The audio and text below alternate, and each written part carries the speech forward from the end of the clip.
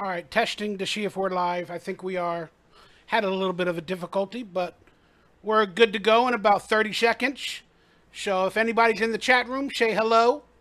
Let me know what's going on. We're going to have a fun show today. It's going to be interesting.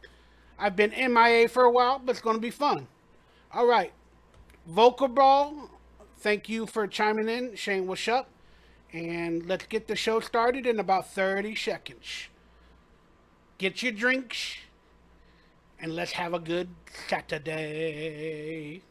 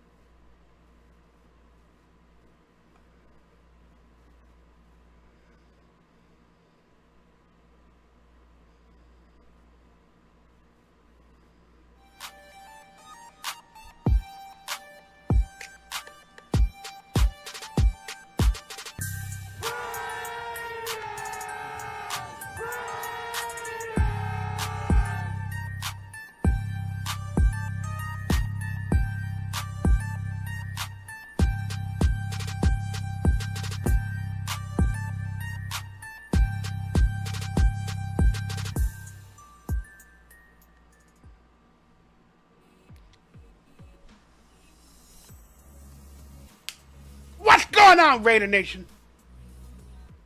I'm back. I got a haircut. I'm feeling good. I'm wearing the Mikey Raiders shirt. And I got some pride in our Raiders. Found a little bit of pride. Forgive the video, the lighting, any issues I may have. I haven't done this in a while. But we gonna work through it. Because I found some positivity, y'all. A little bit. Because when your life gets better, you can be more positive about your clown show of a team. So, hopefully we have a little bit of positivity in today's show. There still will be some negativity, because I've basically been a salty Raider fan for, let's say, forever, because we haven't won that much in like 30 years. I know we won in the 2000s. But still, we're going to have some positivity on today's show. Let me give everybody a shout out that chimed in so far. I want to respect you guys and love you guys and thank you. I want to please remind everybody, please hit that thumbs up, that like, that subscribe button. Consider becoming a member of this channel for early access content and stuff coming soon. And it helps me and it supports me to buy tacos. Okay? So consider becoming a member. It really, really means a lot to me when I see the members that I got. I know they're dedicated. No matter what turmoil me, the team, the fan base is going through, when I see members giving me $2 or $3 a month,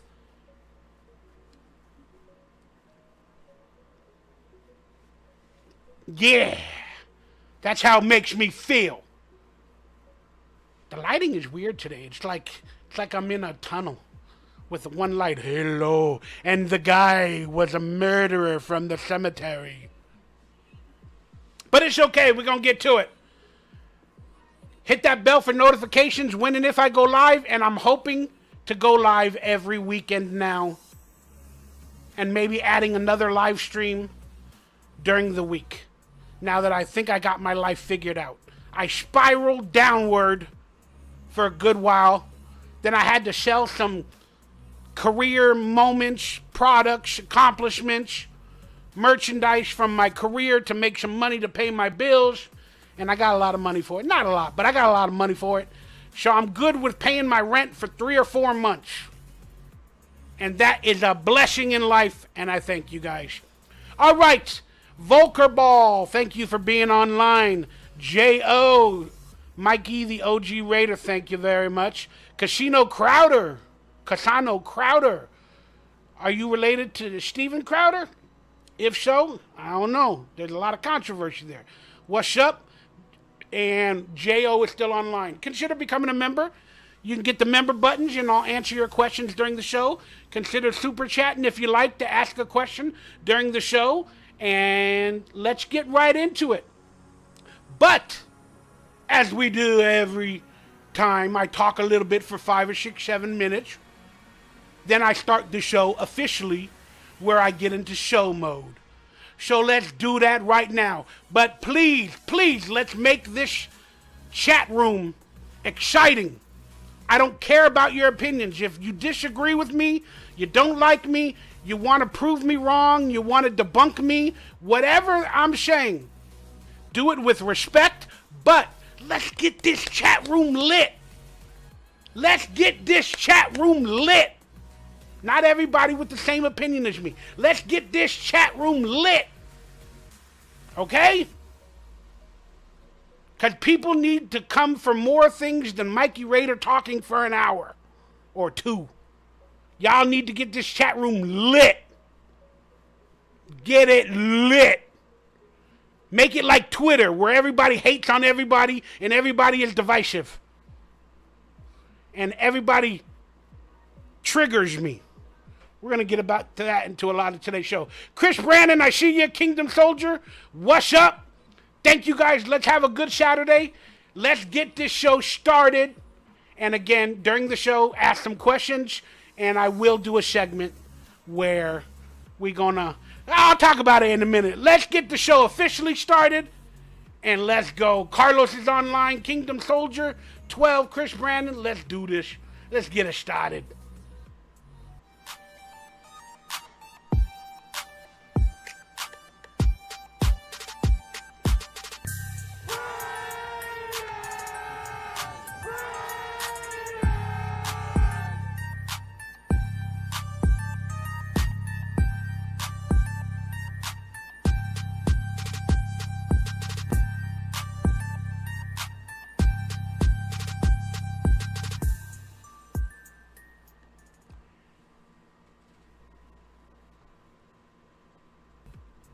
Raider Nation, it's your boy Mikey Raider. This is our official 2023 starting season of Raider Football Talk, where each and every weekend, I don't know what days yet, I need to be more consistent, but I'm going to come to you live each and every weekend for a couple hours, and we going to talk Raiders and Raider football and Raider Clown Show football and hopefully Raider greatness as well, while we take a comedic side and we take a more positive side while we discuss our Raiders, because Lord knows it's been too negative. So this is Raider Football Talk. Thank you guys for chiming in. Please hit that hotline up. I need your comments. It ain't that hard. Make a phone call. Leave a comment so I can get you on a future show. Please hit that thumbs up, that like, that subscribe button. Consider becoming a member on this channel for exclusive and early content. More coming in the future. I promise you guys, members are going to get some amazing exclusives and some hidden content that cannot be played on YouTube regular. So consider supporting me, becoming a member, and we got Super Chat during the show. If you guys got a few extra bucks to help buy me some tacos and stuff, I appreciate you. I love you all. It's not necessary, but I sure would love it. And if we got some big ballers, I'll become a webcam girl. I'll become a webcam chick. You know, give me gold, give me tokens, give me super chat. Oh, Mikey Raider, love you long time. We got a very, very fun show today. Let me just say quickly, what's up, Volker Ball, J.O., Casino Crowder, Chris Brandon, Kingdom Soldier 12, and everybody that's online that I don't see your name.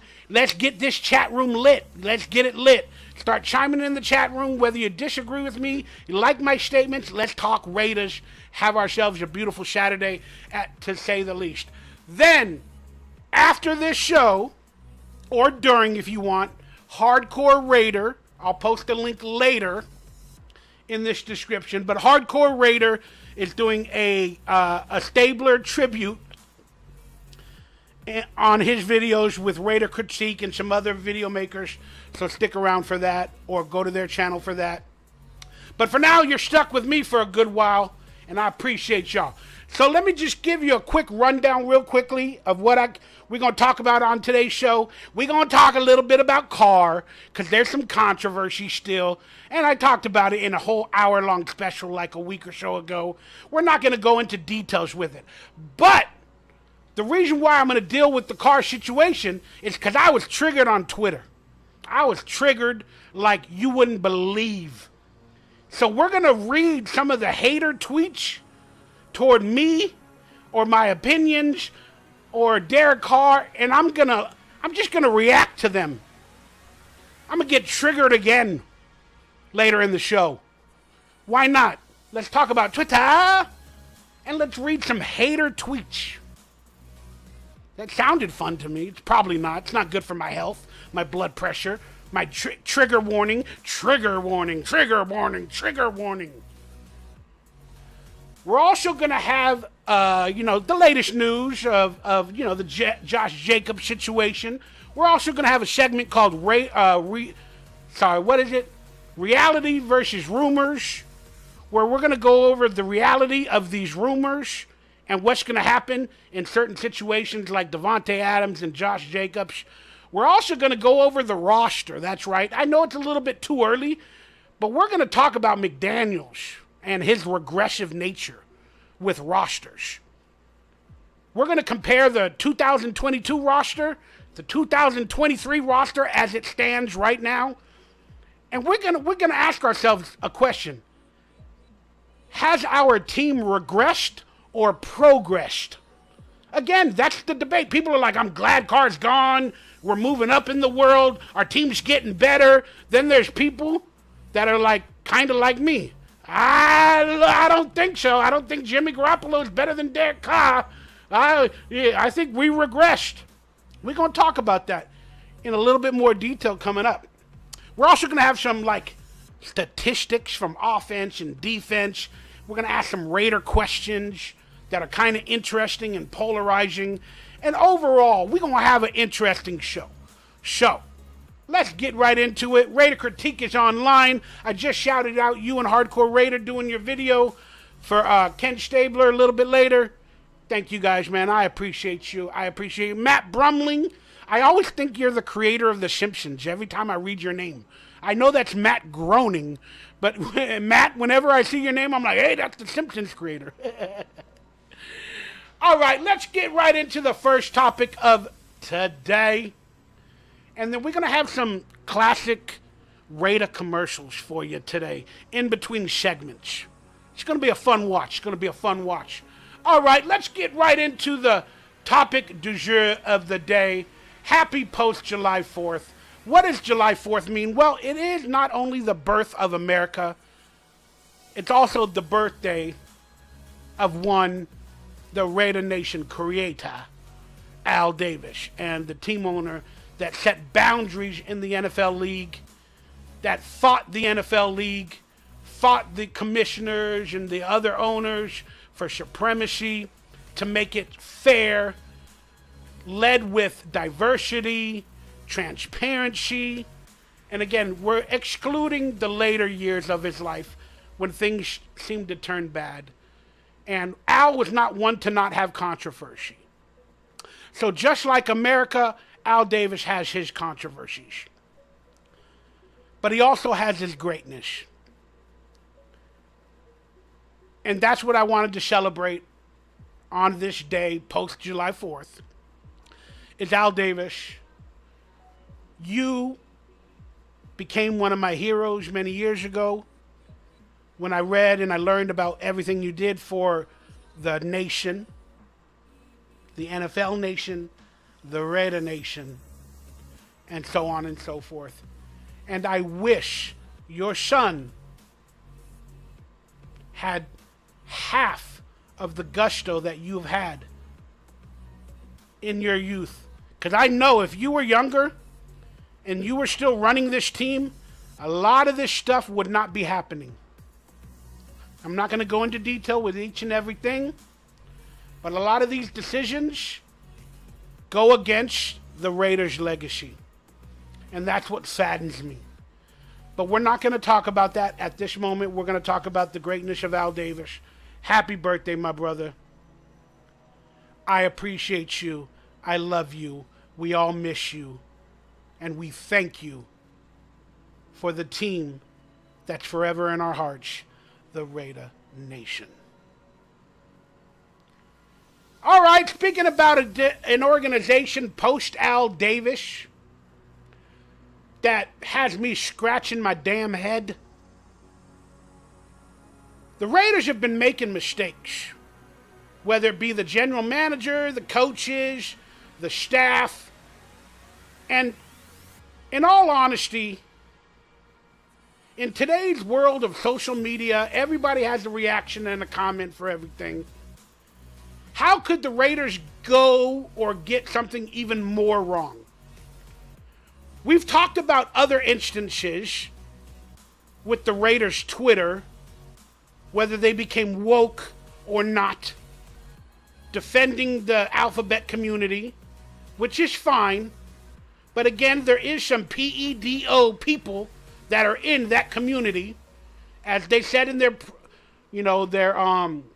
rallies, we're coming for your kids. It's a joke, Mikey Raider. They were joking. That ain't something you joke about, alphabet people. I ain't got no problem with y'all. Do it outside. Don't do it in public and around kids, okay? All your little toys, your little twerks, don't do it in a parade in front of a 5-year-old. Don't. It's common sense. Kids don't even know anything until they're probably 14, 13, 14, 15. They start developing something. But we're not here to talk about that. We're here to talk about the ineptitude of the Raiders' public relations department. What did they do wrong now, Mikey? Well, they're trying to get the Raiders and the fan base excited for the season. So they got to start talking about the players on our team, the draft picks. They got to hype something up because it's been a damn clown show. And not a lot of people like McDaniels. Not a lot of people are happy that, Jimmy G replacing Carr. There are people that are happy. Again, I don't care. I'm just saying our fan base is divided every which way. It's like Willy Wonka. There's up ways, sideways, down ways, left ways, right ways. Whatever way you are a Raider, in the Raider way, is up to you. You fan, like Murph and Swag Jeff said, you fan how you fan. But the Raiders' PR department is trying to hype up the team, get some positive momentum for this upcoming season that a lot of us believe is going to be a one of tanking or one of not a lot of wins. The Raiders' PR department started putting out press releases of their positional department. So they posted a picture and they have a little article on Facebook about each positional category and the excitement to come. So about a week ago, they posted their Raiders quarterback department and they put this picture on Twitter and Facebook and Instagram. These are our quarterbacks, they're saying. They showed all their statistical stats and everything. And this is our position breakdown of our quarterbacks. We got Aiden O'Connell, number 4. There ain't no controversy with him becoming number 4. There's none. There's none. There ain't no controversy. He could have picked a multitude of numbers. He could have picked multitude of numbers. But he went with number 4. I'm just saying. Or did they assign him that number and said, you have to wear it? I don't know. I live in a conspiracy world. That's where I live in. The Raiders want to replace Carr as soon as possible and with anybody as possible, even a 3rd or 4th round drafted rookie. So, Aiden O'Connell became number 4. He's the next great white hope for the Raiders. Then we got Jimmy Garoppolo. All the hookers love Jimmy G. All the hookers love Jimmy G. Is Jimmy G going to replace Carr? Yeah, he is. Will he replace him better? I don't know. He's always injured. There's a lot of controversy around Jimmy Garoppolo. We can talk about that every day of the week. Is he injured? Is he healed? Will he come back mentally? Will he start the season? I don't know. Then we got the backup, Brian Hoyer. Number 7. Looks like a crackhead in this picture. The Raiders press department, who are supposed to be number 1 in picking pictures for people, put together this quarterback position breakdown with these pictures. Everybody's going to critique it. Everybody's going to react to it because the Raiders are a clown show to many people. So they picked the 1970s porn star look with Aiden O'Connell and the mustache, the sexy stash. Then we got the Jimmy Garoppolo serial killer look, straight out of that movie with, I forgot the name of it, but it was a scary movie where the guy he pulled his face off. He had plastic on his face. It was a killer movie with Christian Bale. American Psycho, that was the name of it. We got the Jimmy Garoppolo American Psycho look. Then we got the crackhead look, like he's been through a month of roughness. He hasn't gotten any sleep. And those are our quarterbacks. I'm excited. We got 2 porn stars, a 70s porn star, and a young-looking kid. Let's call him Fava. He looks like Fava, remember from that troop, Starship Troopers or Super Troopers? Then we got American Psycho and Jimmy G, who loves hookers. Then we got the backup that looks like he's on crack. And the reason we're comparing these looks is because we have the All-American Derek Carr, the preacher. We had that image in our head. But how can the Raiders PR department not actually look at least the Brian Hoyer picture and say, you know what? Somebody knows how to use Adobe Photoshop. You know they used Adobe Photoshop on some of the other pictures. But they wanted him to look rugged. Why did they want Brian Hoyer to look rugged and ragged and like a crack addict or something? My conspiracy theory is because he's probably going to be the starter. And we'll have this image that, man, he plays tough. He's a tough player. So they're presenting him as a tough player. He'll back up Jimmy G if he's not available, and he'll give it a go. He's a rough and tough, old school, classic Raider quarterback in the vein of Plunkett, Stabler, and so on and so forth. He's rough and rugged. That's my theory. But it's a ridiculous picture.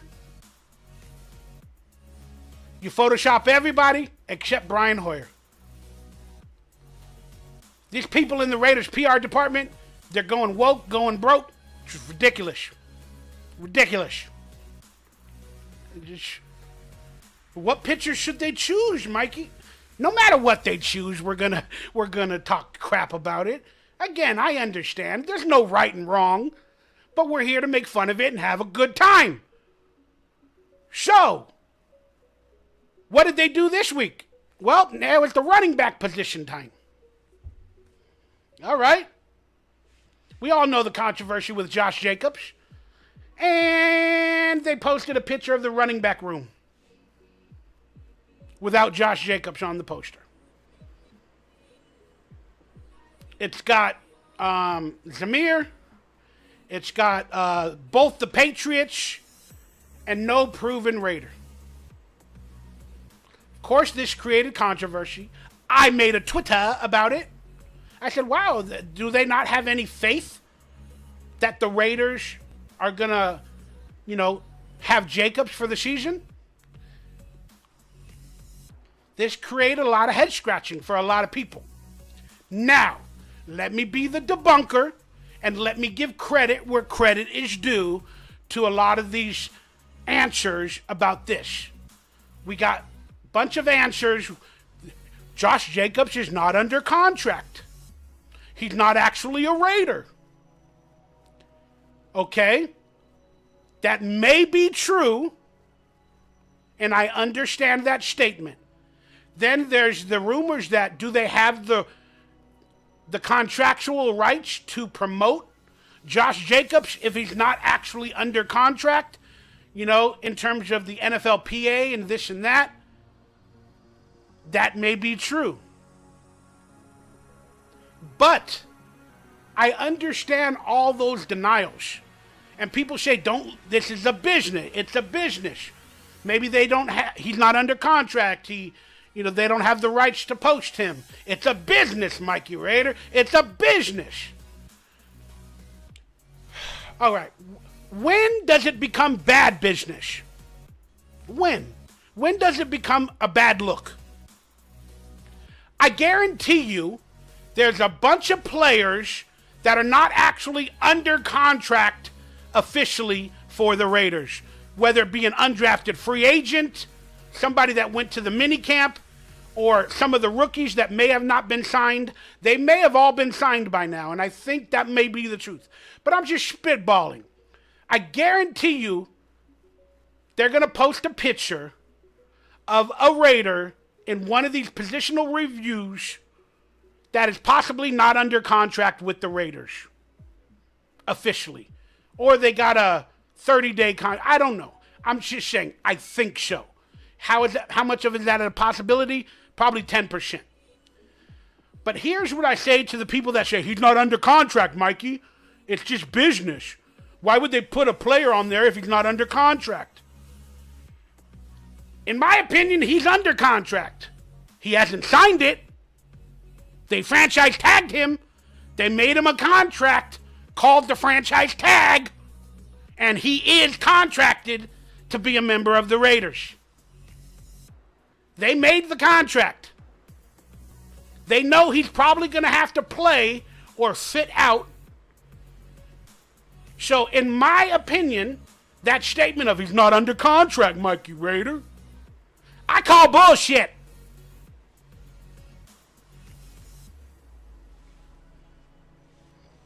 I call bullshit. He's under contract. He just hasn't signed it. But there's a contract waiting for him for $10.1 million called the franchise tag deal. There's a contract. And you guys know he's going to play on it. And if he doesn't, well then, whatever happens to him happens. So, technically, like I said, in my opinion, there's a contract. So, where is the faith? Where is the faith to send to the fans and to everybody else, let's display our running backs and let's put Josh Jacobs there. Let's tell the world we believe he'll be a part of this team. We believe he'll sign the contract, or we believe they're still working on a deal and they'll get it done, and let's showcase our running backs. That's called faith, that's called family, and that's called good business, in my opinion. Maybe Josh Jacobs would have saw the picture and been like, you know what? They're still promoting me. They like me. Man, we got to figure this out. But by them doing this, somebody in the press department had to know we're going to critique it, we're going to tag Josh Jacobs, and now this is going to create more of a divide. If they are in contract negotiations, if they're not, it's just ridiculous. It's ridiculous. But to the Raiders' credit, on their Facebook page, they have a description and some text written that explains their running back room. And they hinted at the situation that they're going to have their complete same roster that they had last year. They wrote something like, we're going to hint at we have the same roster. Then they posted all of Josh Jacobs' accolades as a Raider. All the awards, all the stats and whatever as a Raider. Now, I don't have that on screen.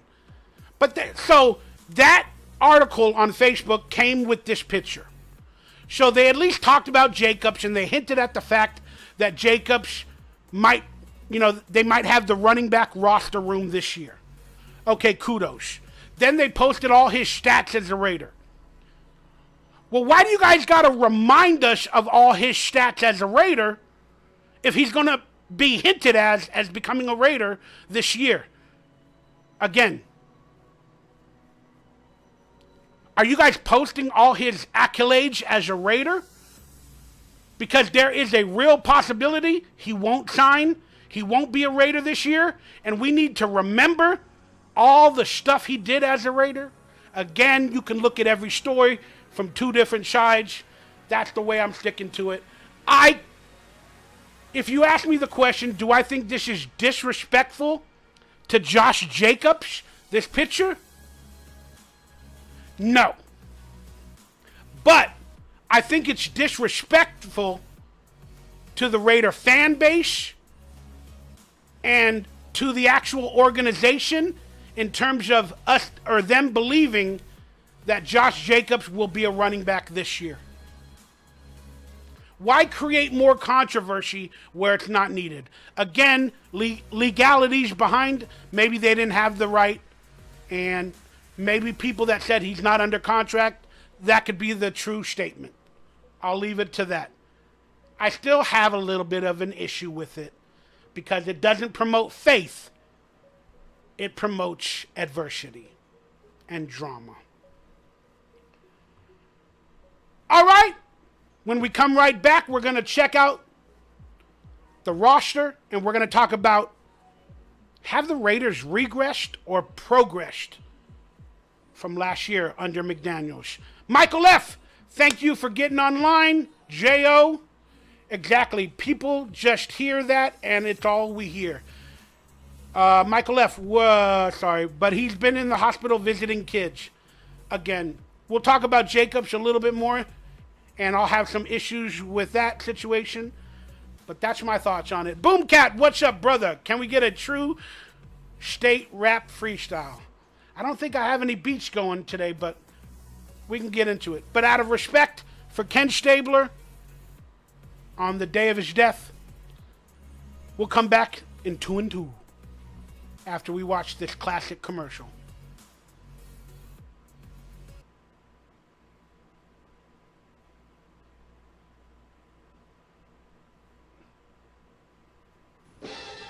Here's the new Pennzoil that saves gasoline.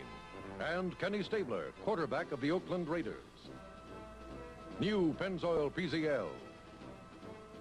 The Pennzoil that saves gasoline. That's right.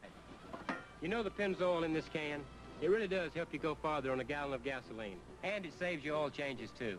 They call it Pennzoil PZL. I call it a winner.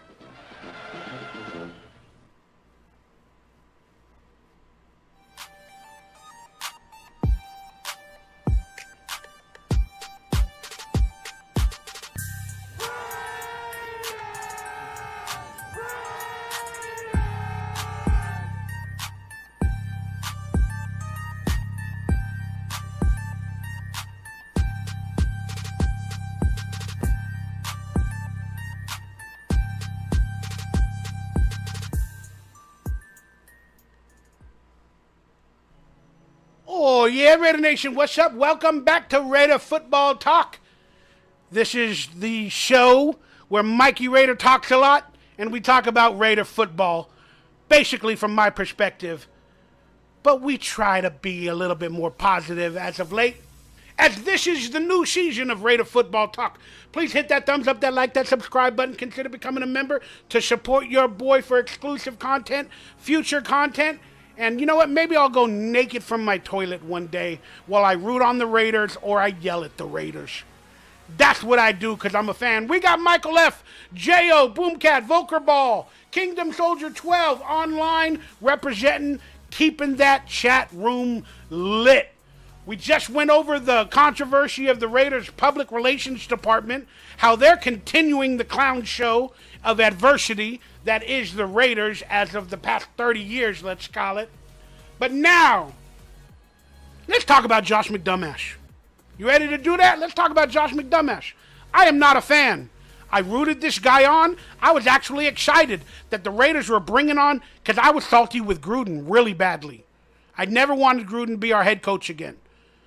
But then the way they did him wrong with cancel culture and we started to win with the team he was putting together, I started liking it. Then we went out and got Josh McDaniels, and I was excited. I'm like, all right. I was like everybody else. We're bringing in a winning coach from the Patriots, and we're going to start a new regime. It's going to be fun. And I was excited. I was rooting him on. Probably in the third week of the season, I don't know what happened. After he started Josh Jacobs in the Hall of Fame game, and I just started seeing his play calling in the game in the second half. Like after week 3 or 4, I was like, wow, what's going on? So now I'm a McDumbbutt hater. Proud to say it. Wear it on the shirt. I don't like you, McDumbbutt. I think you're a control freak. You're a narcissist. You're a liar. You're a puto. All right? I'm not like these other Raider fans on Twitter and everybody. Come on, man, give him a chance. It's his second year. He's learning, on the fly. He's building a foundation. He's getting rid of the riffraffs, and now he's making people play under his scheme, his system. Listen here, you morons. When you see the ridiculous stupidness and the hateful and the non-family oriented and the lies and the crap, and you see people crying, being traded, being released, and you see draft picks coming in that are injured with our first round draft picks, and you see quarterbacks that haven't even had surgery yet before the contract. You didn't know they needed surgery.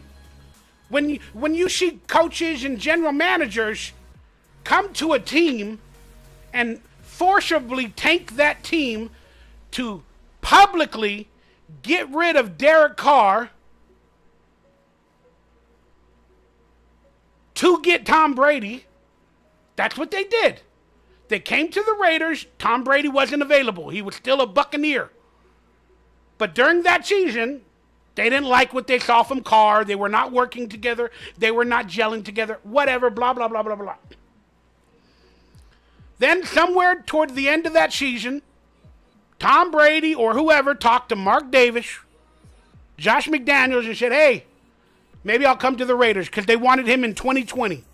When Tom Brady said, you're going to keep that MFer, when he went to the Bucs. They were talking about Derek Carr. Tom Brady was their choice. So they knew they were going to, get Carr out of town. They debacled that. They didn't get any value for him. They blew the pooch.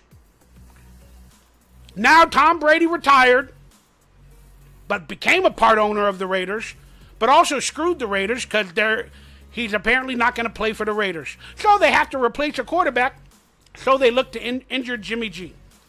Because their plan A didn't work with Derek Carr. They didn't gel together. Their plan B was Brady, and he retired. And so now they're on plan C, which is whoever's available that I think can be an okay quarterback in Jimmy Garoppolo. So when McDaniel shows you what he is, tells you what he is, does all these decisions, believe him. If it quacks like a duck, looks like a duck, it's probably a fucking duck. So, let's compare progression and regression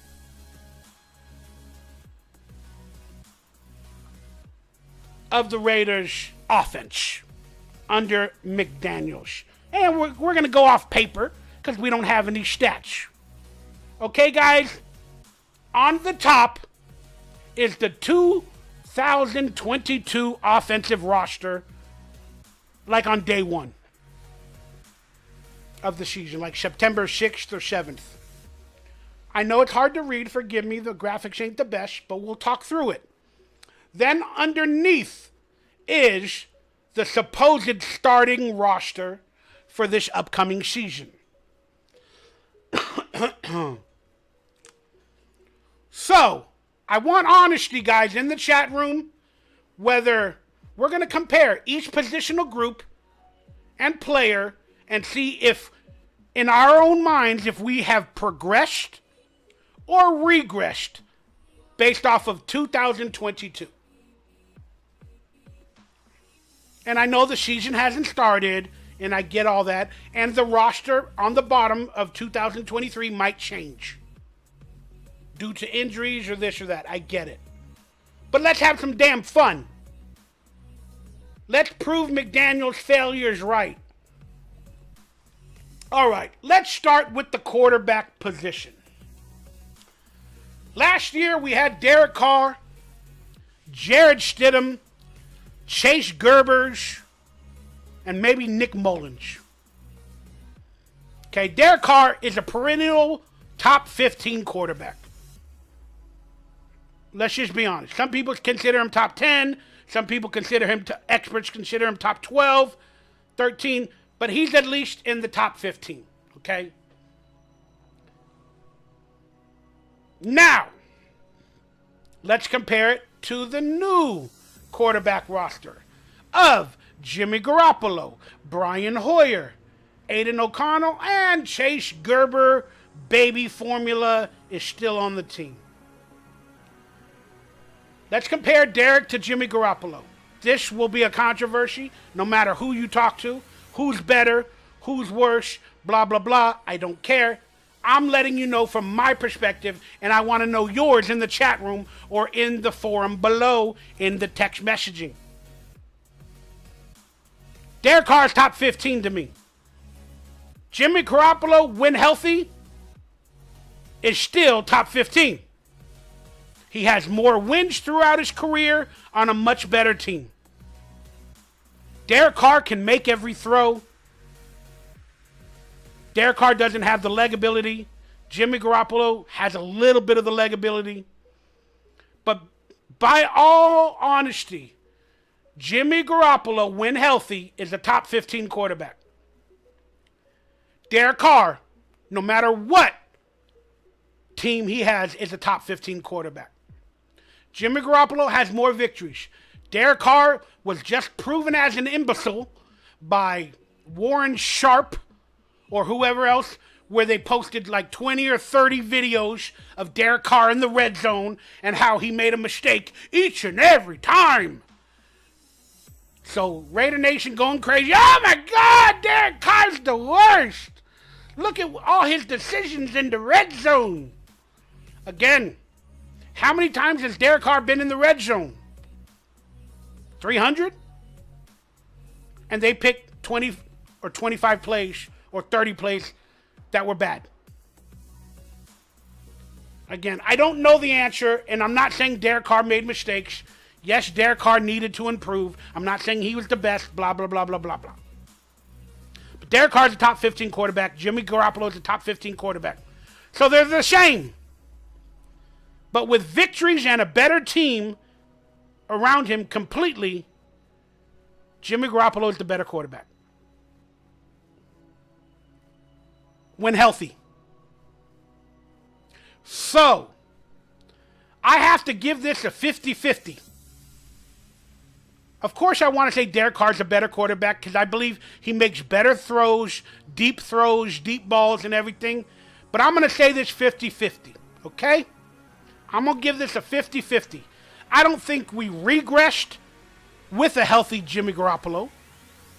But he's not going to be healthy going into the season, mentally or physically 100%. So in a way, we regressed because we possibly don't have a healthy starting quarterback. But I'm going to give it a 50-50, guys. I'm going to be as honest as I can be. Y'all know that I miss Derek Carr. I like Derek Carr. I'm going to give it a 50-50. Okay? But again, we got controversy with Jimmy Garoppolo going into the season. So that's going to bring it down to, if we had Derek Carr on the roster, it would be better. It'd be 51%. Now we got 49% with Jimmy Garoppolo because we don't know what's going on. Then for the backup, we had Jared Stidham, who also knew Josh McDaniels' system last year. Okay? That was to back up Derek Carr to have a quarterback that knows the system. Well, what did McDumbbutt do?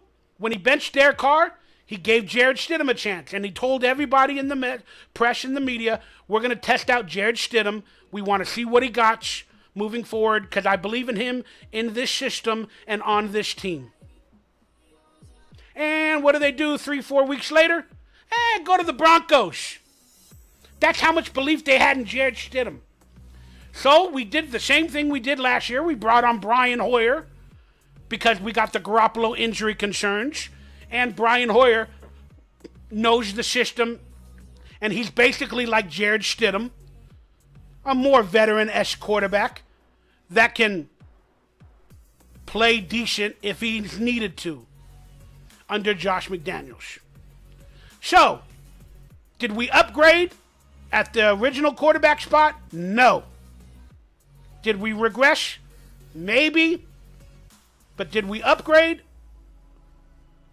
No. Did we upgrade at the backup quarterback spot with Brian Hoyer over Jared Stidham?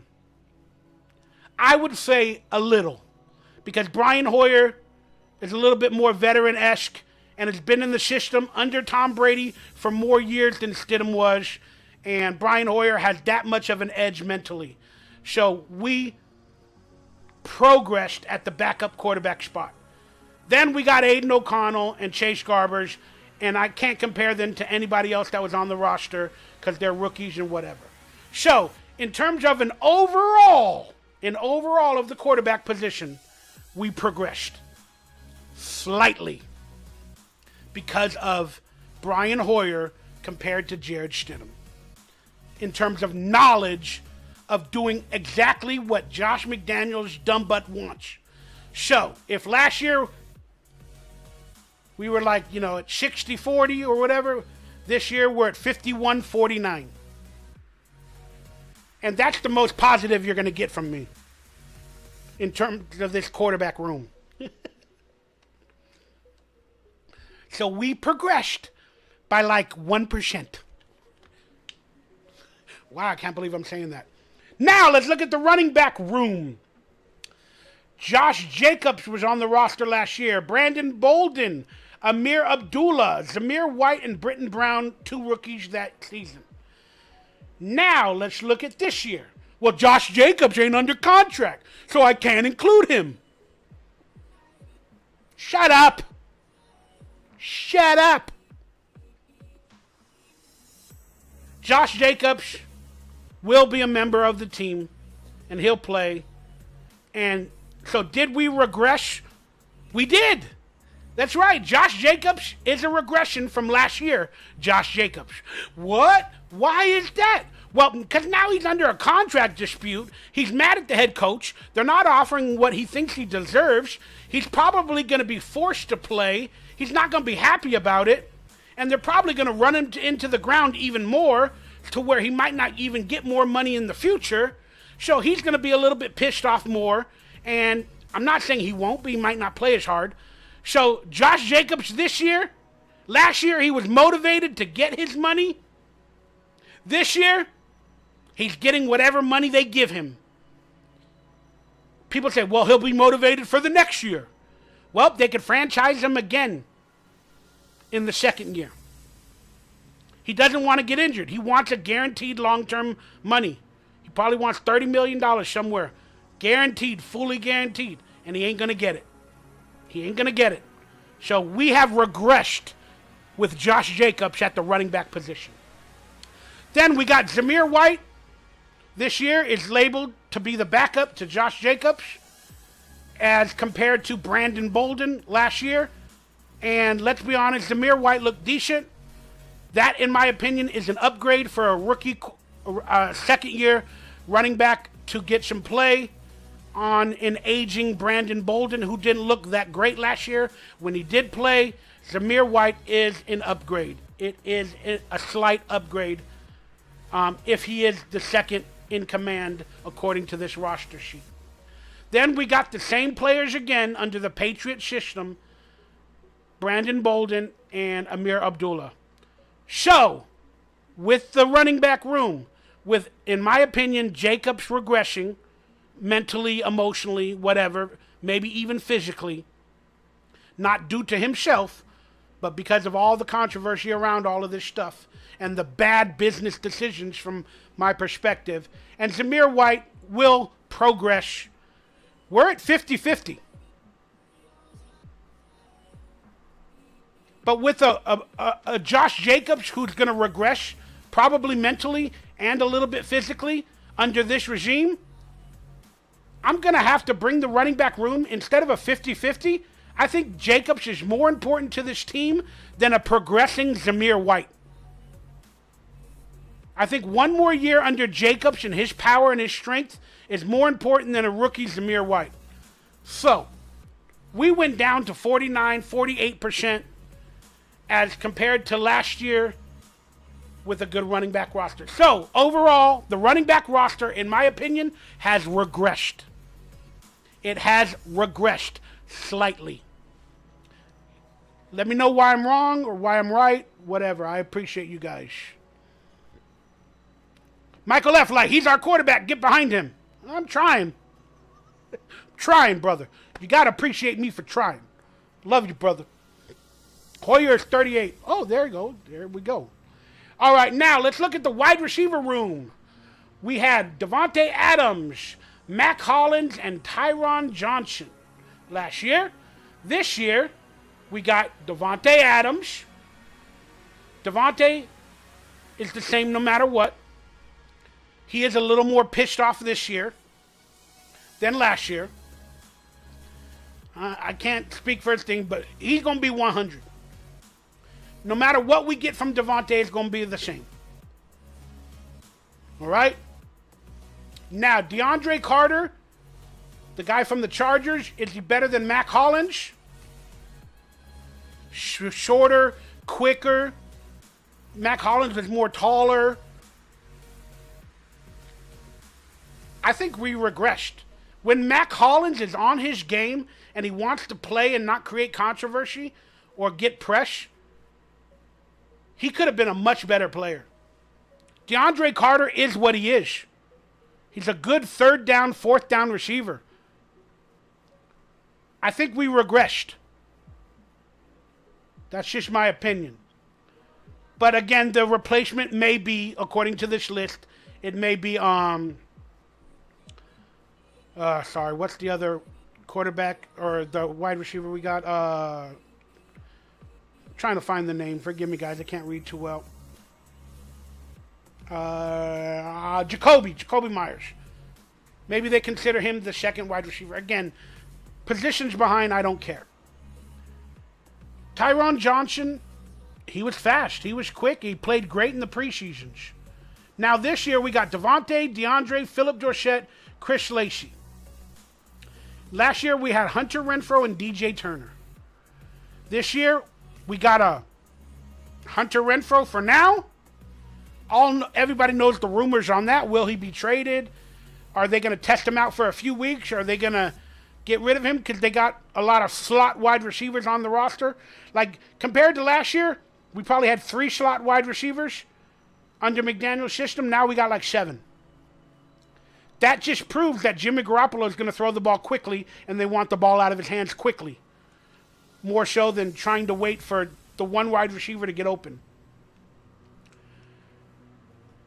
So we got Davante, DeAndre, Philip Dorsett, Chris Lacey. And we also got Hunter Renfrow, Trey Tucker, the draft pick, and DJ Turner. All right. Just looking at it, our wide receiver group has progressed. It has progressed. I didn't know who Tyron Johnson was. I didn't know that much about Mac Hollins. I didn't know much about DJ Turner. But I know more about Jacoby Myers, especially with McDaniels. I know a little bit about Keelan Cole, Cam Sims with Washington back in the days, and I know about Trey Tucker because he looked like an interesting rookie. I think we have upside with our wide receiver depth, and I think we have progression in the wide receiver department. All right? Now, let's go to the tight end department. Darren Waller, Foster Moreau, Jesper Horsted last year. I thought we had one of the better tight end rooms, younger tight end rooms of all the teams last year. We all know how that planned out. Now let's look at this year's. We got who's going to be the starter, who's the stud. We don't really know. We got Austin Hooper, veteran. We got Michael Mayer, draft pick. O.J. Howard, veteran. And Jesper Horsted back in the system. We don't have a beast or star-studded wide receiver like Darren Waller and an upside wide receiver like Foster Moreau. We do have in Michael Mayer. So they basically took Darren Waller and replaced him with two aging veterans that can play good at times, but they're not the superstar that Waller was or becoming. Michael Mayer has a lot of upside. Probably a little bit more so than Foster Moreau. So did we progress or regress at the tight end position? I'm going to be honest with you guys. I think we regressed. Why? Again, I don't think Austin Hooper or O.J. Howard can be at any moment as good as Darren Waller was in that one season under Gruden and Carr. I think it was 2020. Because we still don't know what we have in Austin Hooper and O.J. Howard. They're probably going to have to mix and match and all that. Maybe they're better blockers than Darren Waller was. Better for the run game. Again, these are attributes that we can distinguish and separate from each other anytime you want. But Michael Mayer is a very good-looking rookie. And he has better stats than Foster Moreau did coming out of college. And they're calling him the baby Gronk. And we all know if he's anything like a Gronk, that he can do it all, especially under Josh McDaniels' system. So I look at it, and now that we replaced 2 for 1 in Darren Waller with Hooper and Howard, I have to call that a regression. But we got the upside of a Michael Myers or Mayer, and I appreciate that. So, in my opinion, we regressed. But it's not a bad regression because we're hoping Michael Mayer will take the top spot sometime in the middle of the season once he gets his feet together, and then he becomes a bigger star than Darren Waller was in this system or another Gronkowski for this team. That's my opinion. Now, let's just quickly run over the offense. I'm not going to go into too much details like I did with the vaunted position players. But let's go at the left tackle. We got Colton Miller on his final year of his deal. We had Jackson Barton last year at the left tackle spot. This year, we got Colton Miller on his last year. We got Justin Herron, young players, Justin Murray. Did we regress or progress at the left tackle position? Well, I'm going to be honest with you. We stayed the same.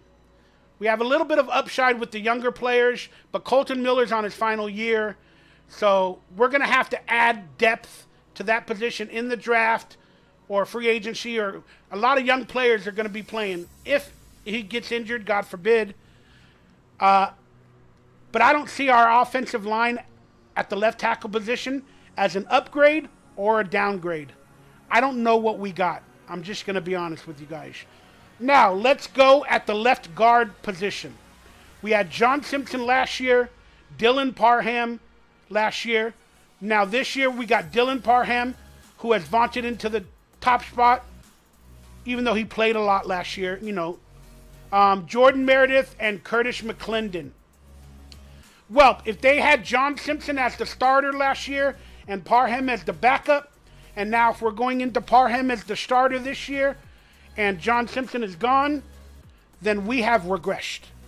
We didn't replace him with a better starter, And we're still going to see what Dylan Parham got, and we got young players behind him. So we regressed, in my opinion.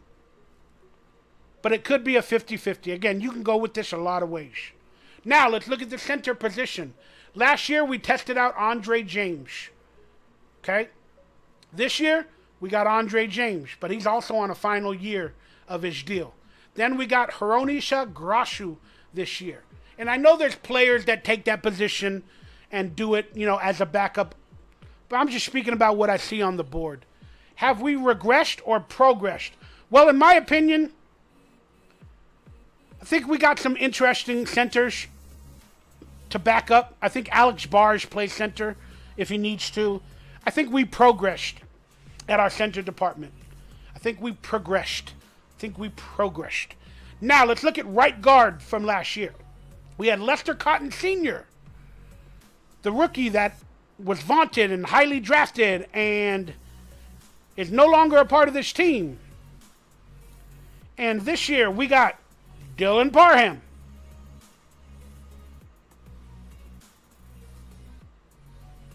I'm sorry. Alex Bars, Alex Bars. We got Alex Bars, Greg Van Rotten, that's not a good name, and Natane Moody, and Vitali the German.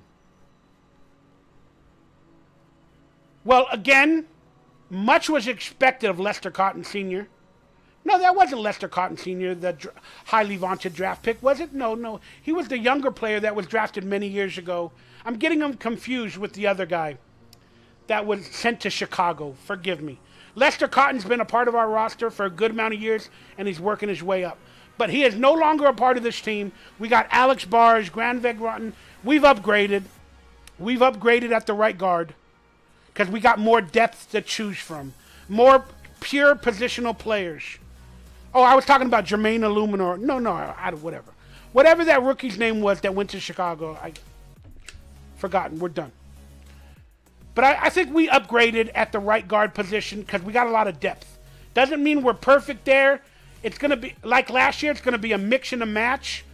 But we got more depth. And we got players that probably the offensive line coach believes in a little bit more than they did last year. So we progressed. Then at right tackle, last year we had Jermaine Illuminor and Thayer Mumford. This year, Jermaine Illuminor, Brandon Parker's coming back. Thayer Mumford is still on the team, and then Dalton Wagner. We have progressed at the right tackle position. So overall on the offensive line, we progressed. I have to be honest and say we progressed. So the offense as a whole, God, I have to be honest and say, even though it hurts me to say it, we have progression as an offense under the guide of Josh McDum-Ash. We have progression from my perspective on the entire offense. Albeit we lost some star-studded names, we have progressed. That's my opinion, and I don't know if I'm going to stick to it. We'll revisit this at the end of the season. All right, let's just go through this was the Raiders' average time of possession in 2022 under Josh McDaniels. The Raiders are what? 7th on the list? 1, 2, 3, 4, 5, 6, 8th on the list. They had an average time of possession on offense at 30 minutes and 45 seconds. During the game, there's only 60 minutes in total. The Raiders had the ball more than they didn't have the ball. So that should have produced a winning offense more so. Oh, you got to blame Derek Carr, Mike. It's Derek Carr's fault. Whatever. That's because they ran the ball very, very well. Especially with Josh Jacobs. The offensive line was top 10 at running the ball also because of Josh Jacobs. But in terms of pass protection, the Raiders' offense was ranked like 28th or 29th. So if you add those averages up, the Raiders overall on entire T of offense, the offensive line ranked probably 21, 20. But they held the time of possession more than they did. So they kept the defense off of the field to rest up more than most teams. Now, let's look at the winning teams. The Washington Commanders didn't win that much. The Bengals did, and they had it for 32 minutes. The Packers, the 49ers won a bunch, 31 minutes. The Browns didn't win that much. Pittsburgh didn't win that much. Baltimore Ravens didn't win that much. It's an interesting stat to look at. I don't know what this means, whether to be blame McDaniels, blame the defense, blame Carr, whoever. But you always want to have the ball on offense more so than you want to have or be on the defensive. So this is a good stat for the Raiders. And I hope the Raiders can improve this with more scoring in the future. I would like the Raiders to be, in terms of average time of possession on offense, I would want them to be up in that 32 range like the Bengals were.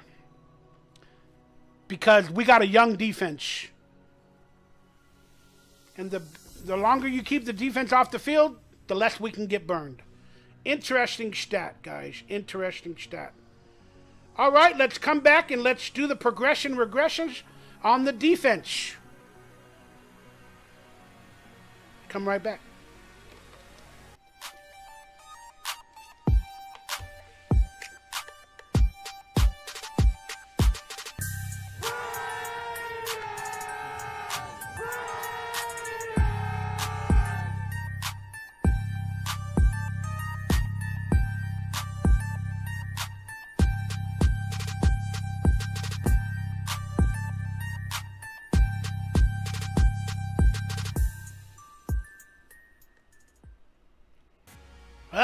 Guys, I can't believe it. I said that on offense, McDaniels has progressed in Season 2 with the offensive roster as compared to Season 1. Can you believe that? Mikey Raiders giving Josh McDumbass some credit. Now let's look at the defensive side of the ball. We all know we have one of the worst defenses in the NFL. Frosh WSA's online. Truth Monster's online. James Firpo. Consider becoming a member, hitting that like button, that subscribe button. Consider some super chats. I appreciate you. I love you guys. And God bless.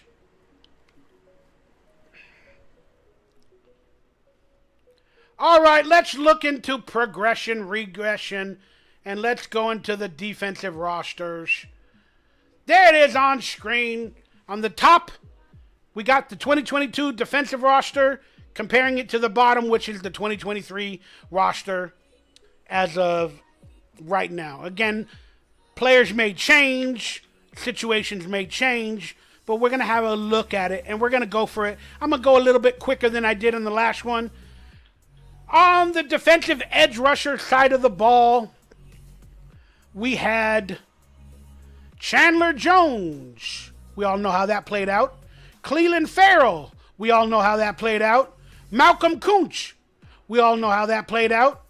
And we also had Max the Condor Crosby, we all know how that played out. And Tashawn Bauer, a gentleman of my namesake. Did we have a great defensive edge rushing position in total? No. No. Max Crosby was a beast. We all know what happened at the other positions. They had their moments, but they were not as good as they could have been at the edge rusher position. That could also be called outside linebacker. I get it. Now, this year, we got Max Crosby. So if I compare Max to last year, did we progress or regress? We progressed.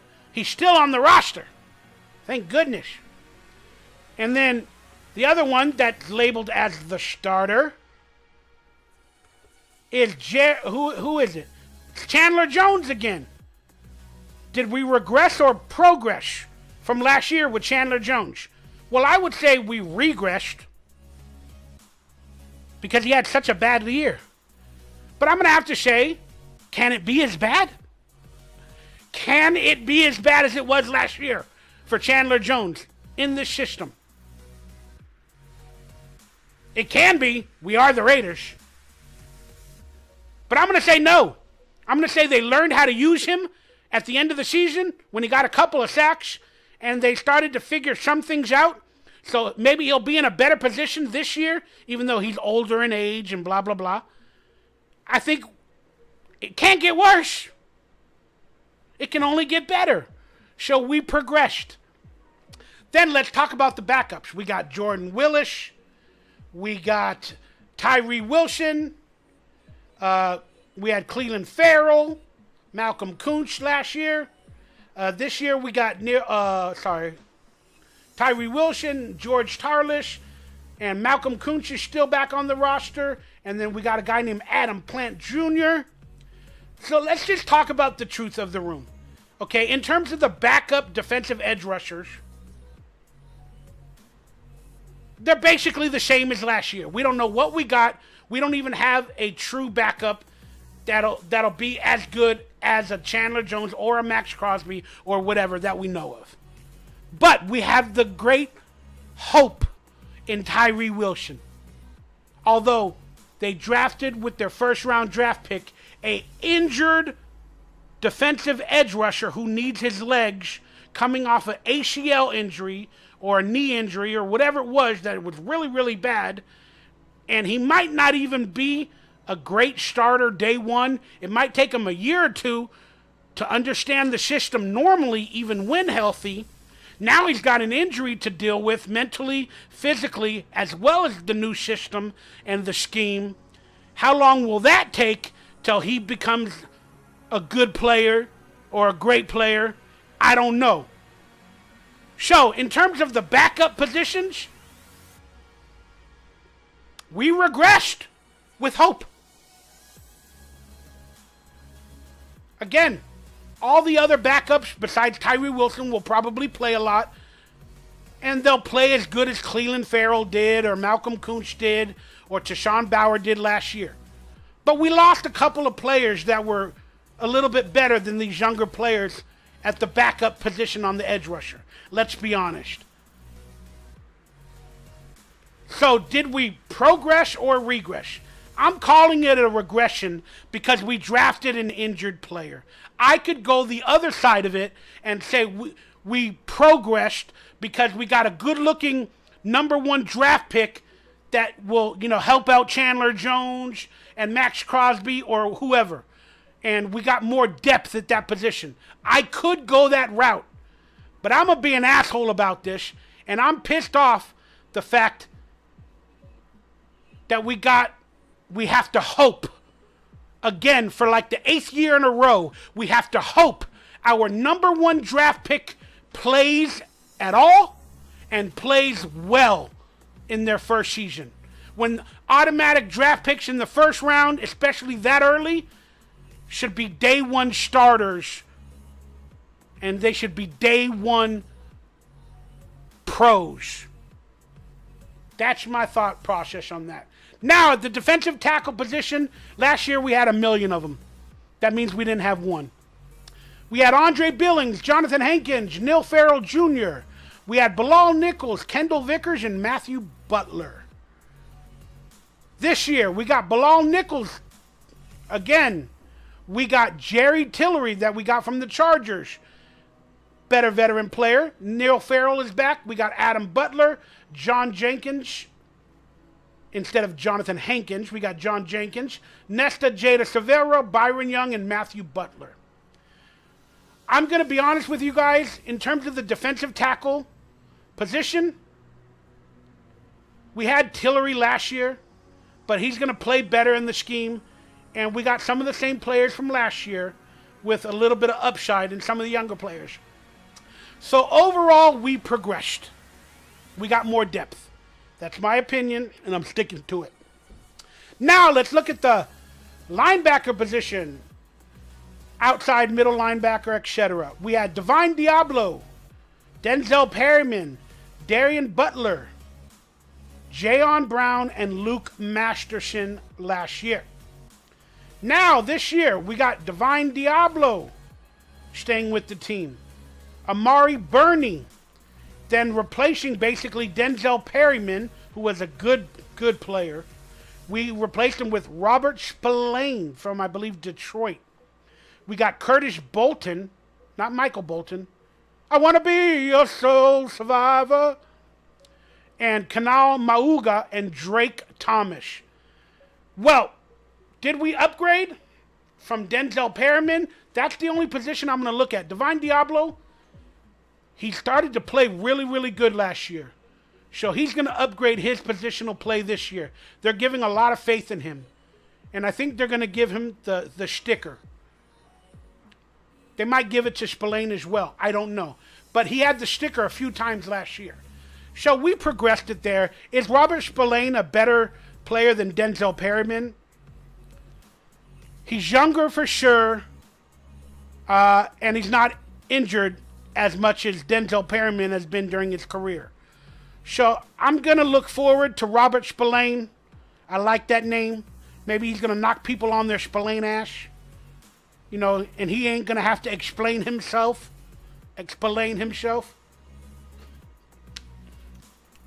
So I think we progressed there, and we got some depth that I'm interested in. But it's just sad to see our draft picks at those positions, like, you know, Neil Farrell Jr. and who else? Maybe Matthew Butler and players like that maybe we drafted that are just, they're young players with upside and they're gone. Just too much turnaround for me. But we progressed. Has the coach progressed on defense? That's a story for another day. We also have Luke Masterson at linebacker coming back from last year. Maybe he was the one with the sticker, not Divine Diablo. Darian Butler coming back from last year. So overall, just looking at the linebacker roster, we don't have a true star, like a linebacker that was drafted in the first round or one of those players that should be a true star from day one. But we progressed. I mean, let's be honest. We progressed. Like I said, it can't get worse. So now let's look at the cornerback position. This is the biggest need, in my opinion, from the Raiders team. Okay, last year we had Nate Hobbs, who's coming on for the Raiders. Then we had Amik Robertson, Sam Webb. We had also Rock Ya-Sin, the free agent, that didn't pan out like all free agents. Anthony Everett, another free agent that didn't pan out that much. Now this year we have Nate Hobbs is back, playing well. They still want to see more from Nate Hobbs. We got Brandon Facion. I'm going to call him Facion. He was a former Raider many years back. I saw him play in San Diego with the Raiders when he was a Raider. We got Jakarian Bennett, good-looking young, draft pick. And we got Sam Webb back. Amik Robertson, I believe, is gone officially. Oh, no, he's not. Then we got Duke Shelley, David Long Jr., Tyler Hall, and Amik Robertson. Now, just looking at the cornerback roster, did we progress? Yes, we did. We did. We got a lot of players with hope and upside. That's how we started last year. That's how we're going to start this year. But the players that played good last year are still on the roster, and they've even moved up a step to possible starters. You know what I'm saying? Or to be used in dime packages. So I'm very interested in this cornerback room. We have the possibility of finding some real stars that are young on this team this year. Last year, there was probably like 6 choices, but we knew what we had in most of them. This year, we have like 6 or 7 young players, undrafted free agents or drafted, and they look good, and they can be good. So we have progressed very good at the cornerback position. Now, let's look at the safety position. Last year, we had Trayvon Moehrig, Deron Harmon, draft pick again, or a free agent pick that didn't really pan out. Isaiah Polamalu, Jonathan Abram, didn't pan out. Roderick Teamer, didn't really pan out. Those were our stars at the safety position. Now, Trayvon Moehrig gets a shot again. Second year. He's probably one of the better safeties on our roster last year. But he gets another shot, and let's be honest, this is his final shot to become a star or a future backup for a lot of different teams. Now we got Marcus Epps, the free agent from the Eagles, and there might be a possibility of Marcus Peters coming to the team. So I'm not going to discuss that because he's not on the roster as of now. But we got Marcus Epps, and compare that to Rock Ya-Sin. I'm going to say coming from a Super Bowl team, I'm going to call that an upgrade, a progression. Then we got Roderick Teamer, Christopher Smith, Isaiah Polamalu is back, Jaquan Johnson, Jaden Grant, so on and so forth. Do we have two starters at the safety position that we can call stars? I think we do. Epps and Moehrig will get it done. Then if Marcus Peters comes to the team, that's just going to add to the room. Roderick Teamer plays pretty decent at times. And I like our depth there. Did we progress at the free safety position? Yes, we did.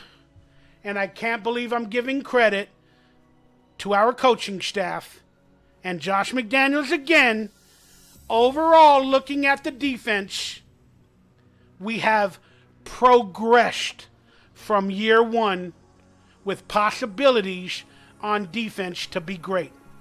Now, at the defensive coordinator position, have we progressed? I don't think so. The coach is the same coach as he was last year, and he didn't even win with the Patriots in years prior. He was never a top 10 defensive coach, and he never won a lot of games because of his defense. He was an assistant with those championship defenses that were on the Patriots. He was an assistant. So, we still got a sucky coach that should be better, but last year he had a lot of young players to teach the system and to learn it and to become a better defense. And he's got the same situation in year two. But we got a couple of starters that are veterans and might make him look a little bit better than he actually is. That's my opinion, and I'm sticking to it. So, in terms of the entire Raiders team, we have progressed on paper with the players. We have progressed on paper with the players. The coaching staff, the general manager, the owner, it's a story for another day. And the fan base, yeah, we have regressed. What's up, Raider Man, Michael F.? Thank you guys for chiming in. All right, let's get into our next subjects. And let's get this show going, or continuing going. We're going to come back with rumor or reality. I'm going to explain the rumors and let you know if it's going to come true and what's the reality of the situation. We'll be back in 2 and 2.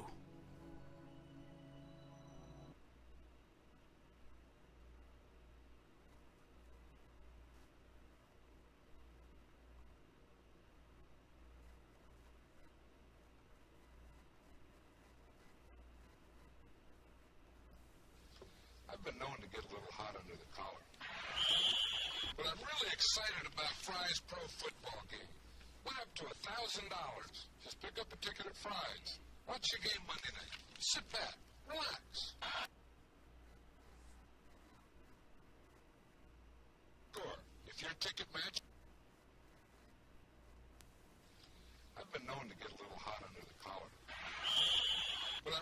excited about Fry's Pro Football game. Went up to $1,000. Just pick up a ticket at Fry's. Watch the game Monday night. Sit back. Relax. Just check the final score. If your ticket matches, you win. And don't forget Fry's Super Bowl sweepstakes. A pair of free tickets every week. Come into Fry's and win.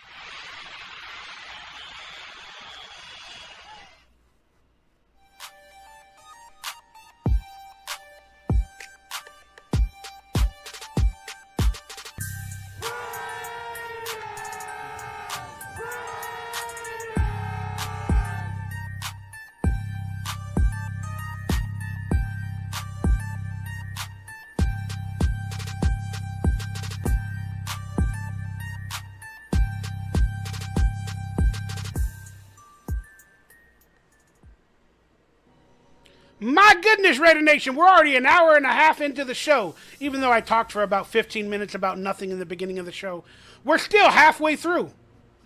That means it's a 3-hour show. I hope not. Let's get to it. This is Raider Football Talk. I'm your host, Mikey Raider, where each and every week and this year I will be going live talking Raiders and football. Please hit up the hotline, leave your comments, your suggestions, so I can have you on a future show. That's right, we got Michael F. online, James Harry, Frost WSA, Dionysus Larson is back online, James Furpo, and James Harry. Are you Harry, James? Are you? It's none of my business. But if you are, Manscape. I'm just kidding. I don't have an ad read this week. Please hit that thumbs up, that like, that subscribe button. It makes me feel good. It makes me want to go live. Consider donating, super chatting, becoming a member on this channel. Supporting your boy helps make me go live if I feel like I'm earning anything besides praise to do these videos. These long marathons that I seem to do. But that being said, I love you guys. There is merchandise below. This t-shirt will be available next week at the merchandise link down below. If you guys want to pick yourself up a limited official Mikey Raider shirt, it'll be available in the merch store next weekend at this time. All right, let's get this show going. Let's talk about rumor versus reality. There's a lot of rumors with Raider Nation. And, a lot of people are having debates about everything. Oh, I forgot to do this, guys, real quick. With the defensive line. I should have done this after we did the video, but let's do it now. Then we'll get into rumor and reality. So, here's a little image where somebody asked us to build our perfect defensive line room with $10 budget. Okay? You got the interior defensive line, the edge rushers, so you got to pick 4 of them. They all got different budgets of $5, $4, $3, $2, $1, as you can see. Max Crosby, for the Raiders that are looking, is there at the $3 range, okay? So, let's build our perfect defensive line room with $10 budget. Let's do it. You guys let me know in the chat room, in the forums below, after the video, whatever. Of course, we're going to start with Max Condor Crosby. We love him. He's a Raider.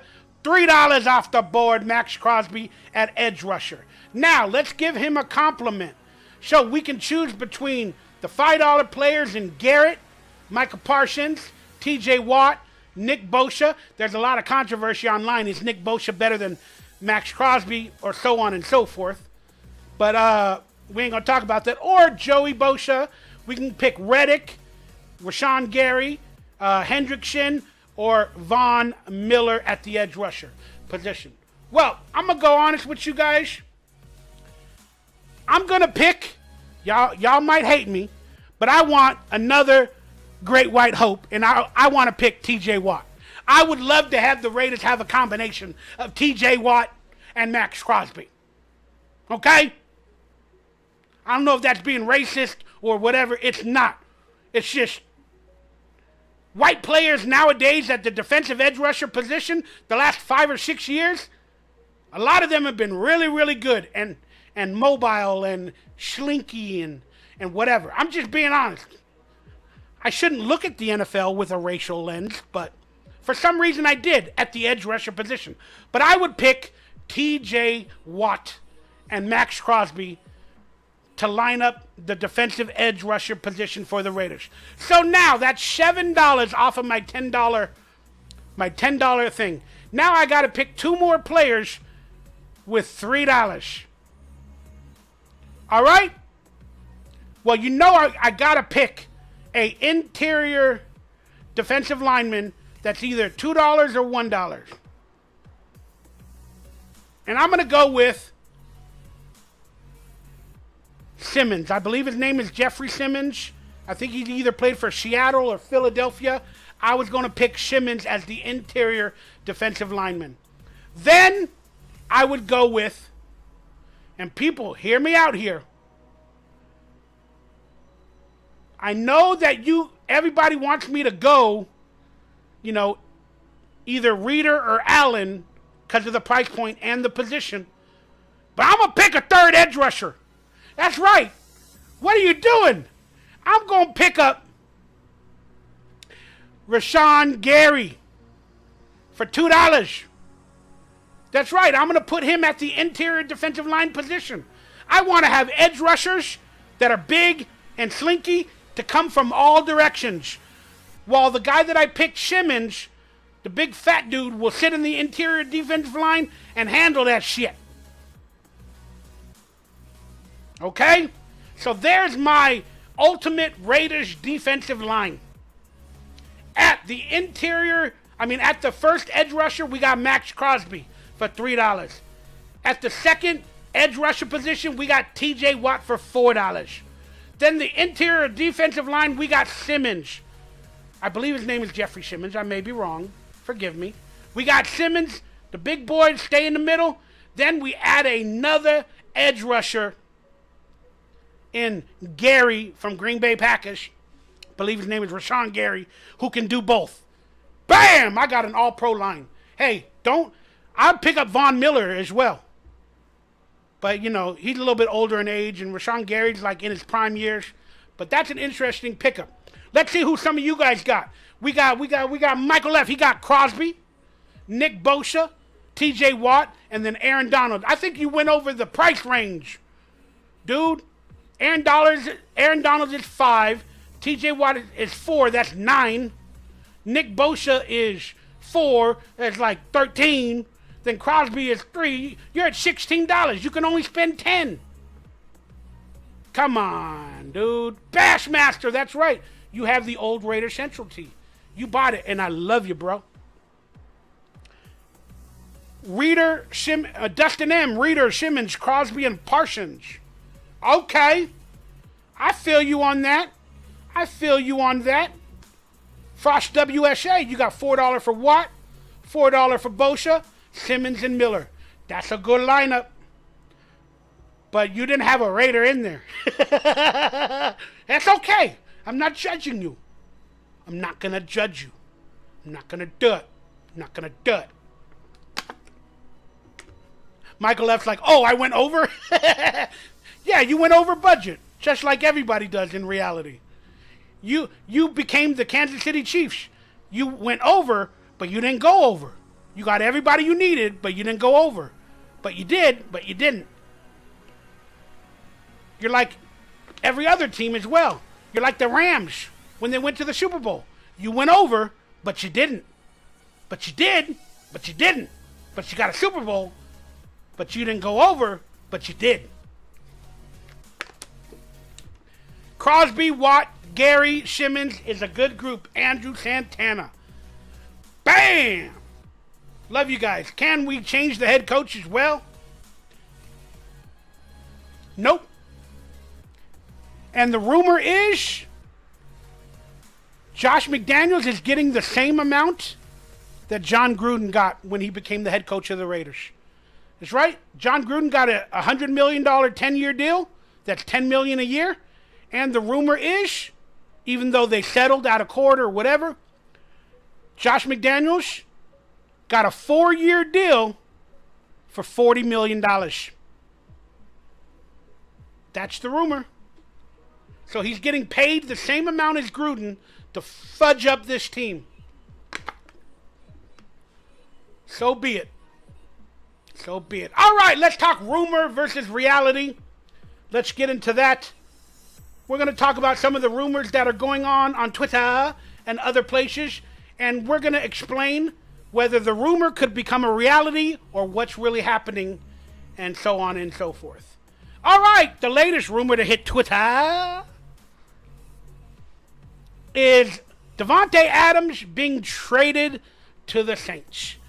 A video maker, a content creator for the Saints, a popular one, asked the question, now that Derek Carr is a Saint and Davante Adams is, some would say, mad or upset at McDaniels or the Raiders or the scheme or the system or the staff or the general manager or the owner.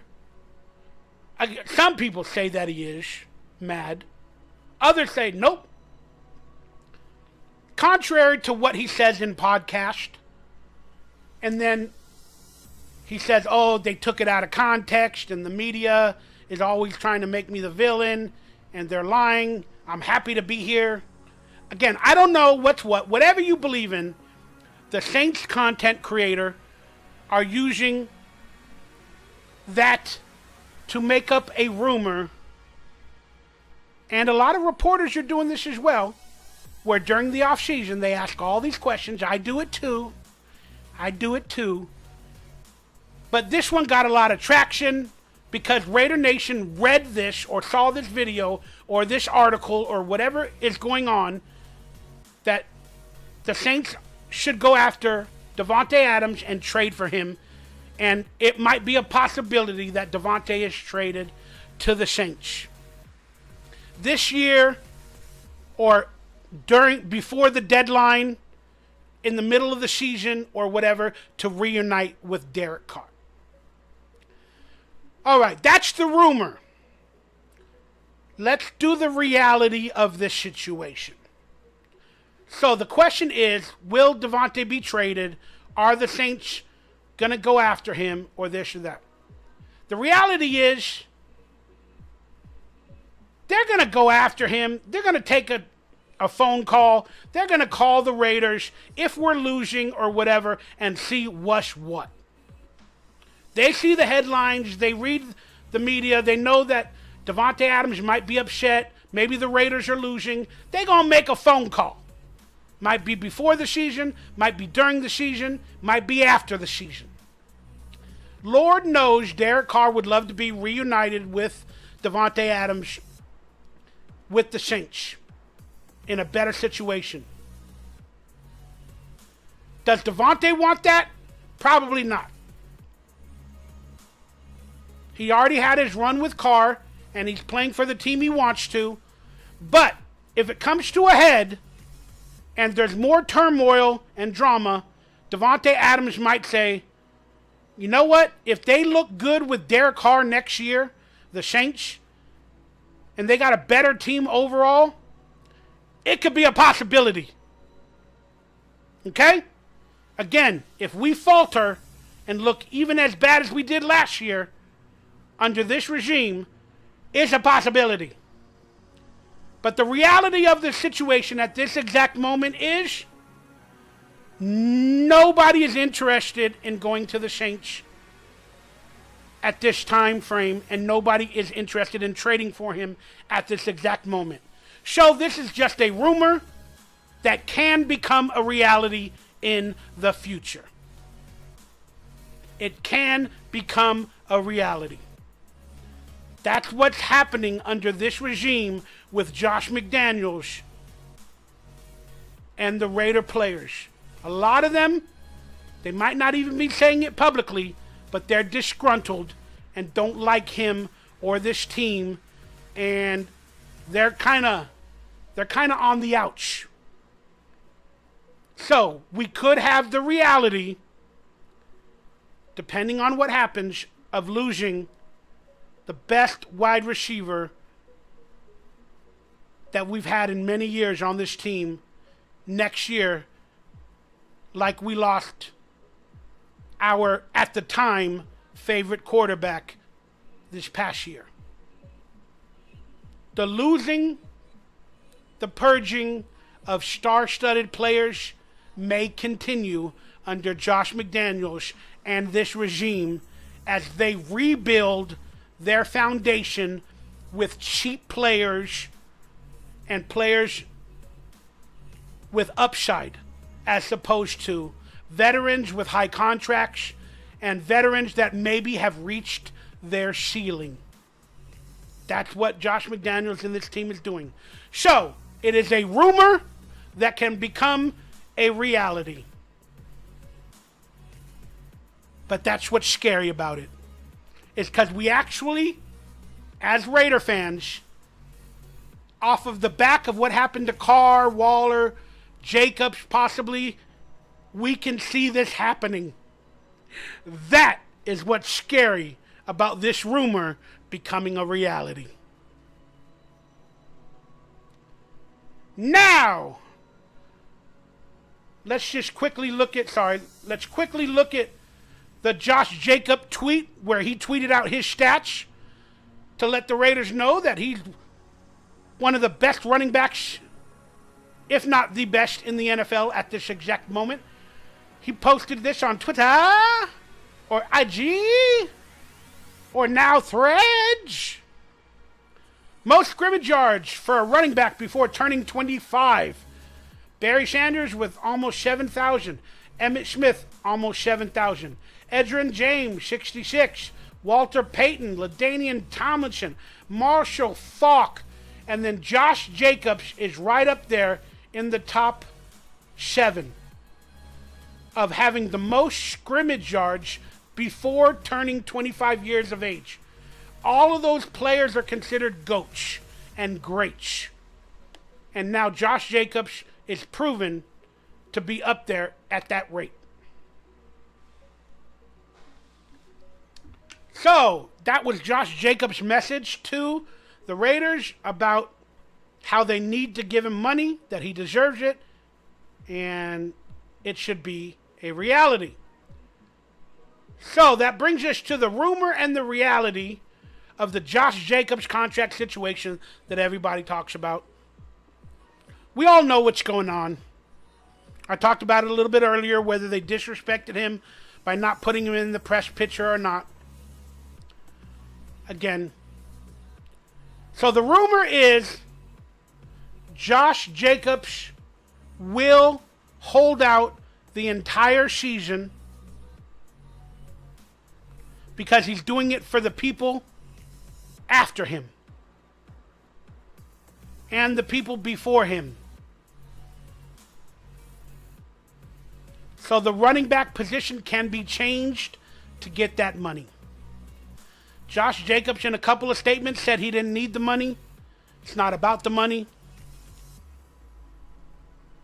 So he's making it about the running backs that come after him. He's going to be the hero. If you want him to be the hero, you got to pay him like the hero, as he stated many times before.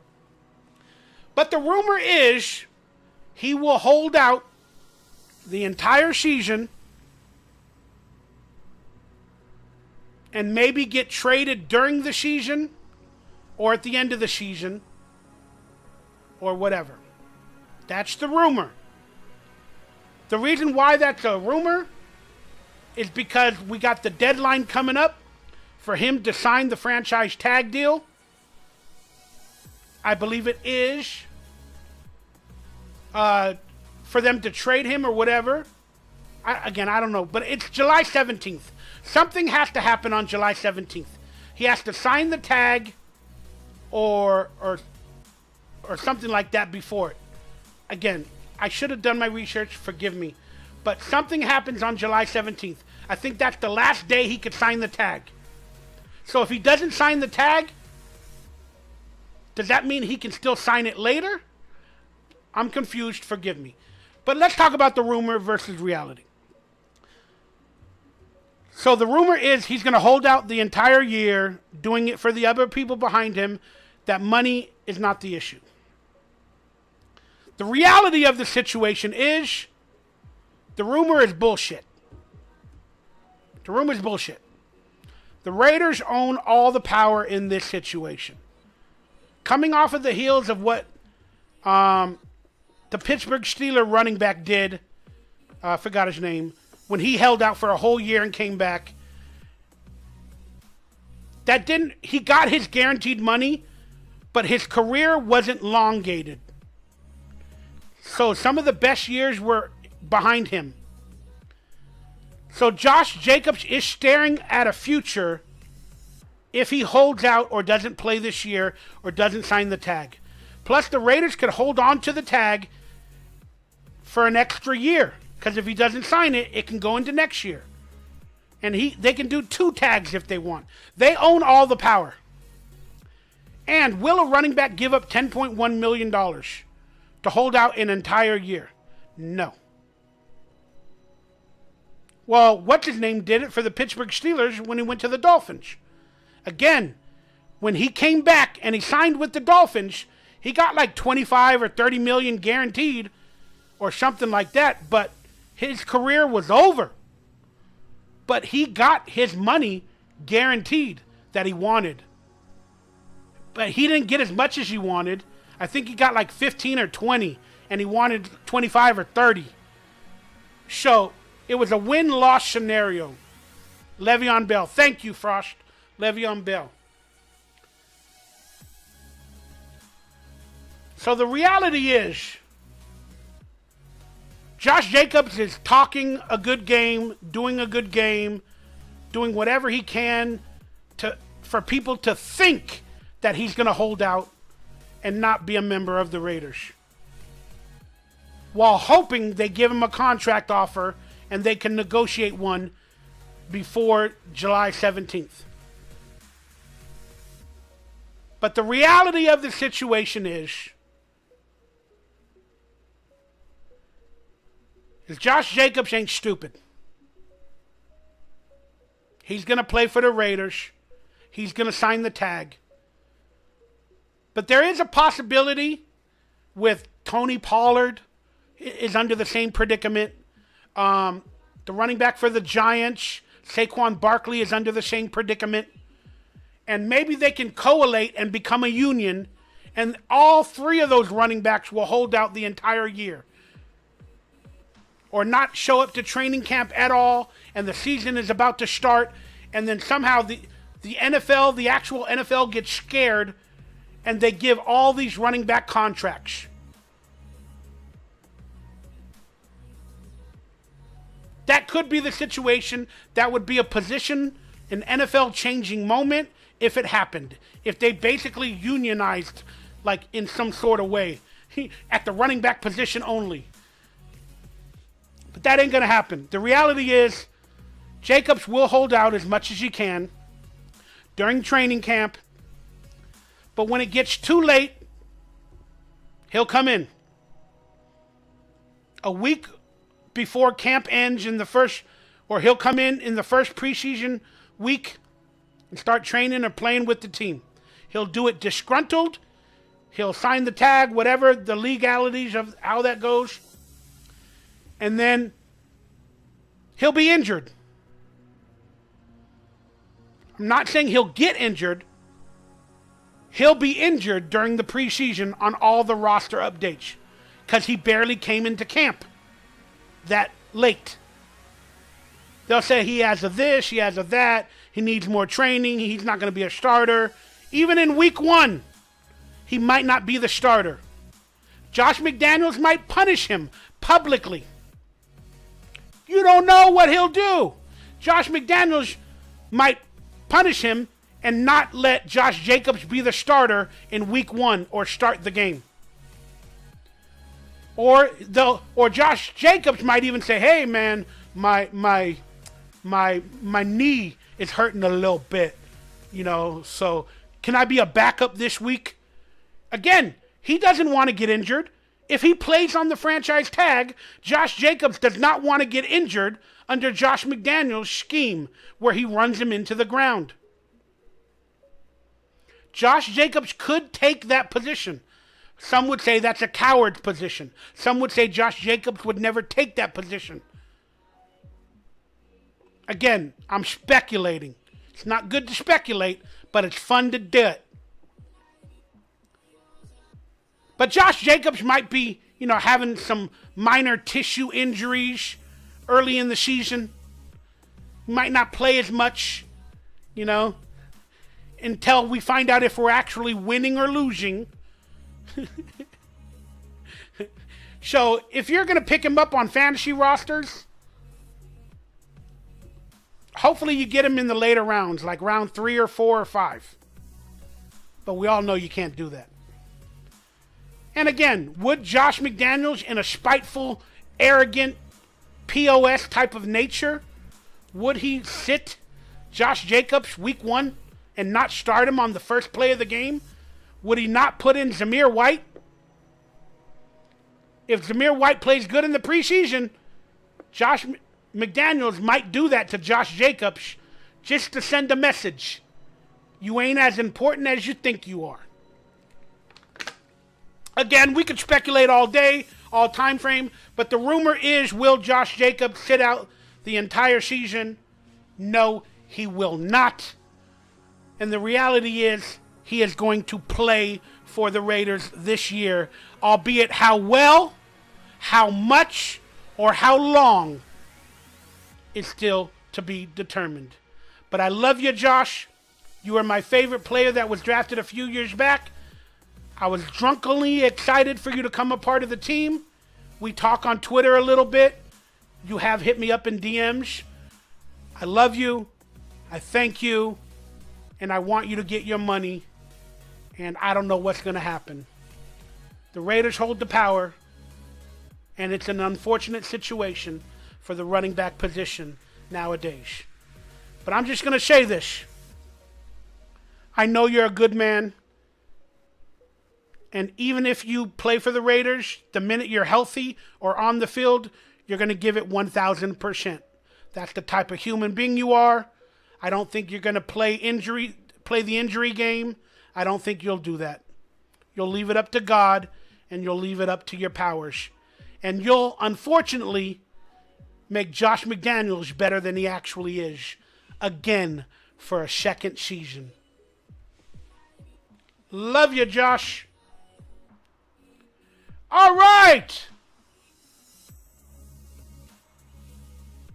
Let's talk about this. Talk about the greatest team of all time. This was posted on Twitter.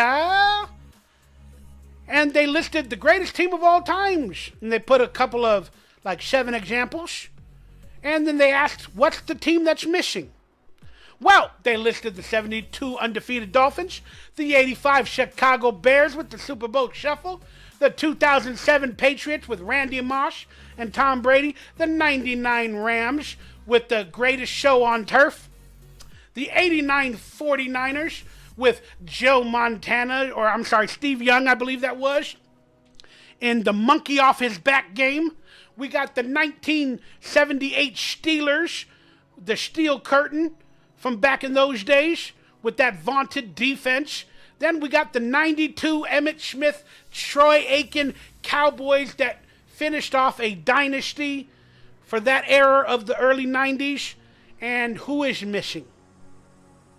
I cannot believe for the life of me they did not add the 83 Raiders or the 81 Raiders, I believe it might have been.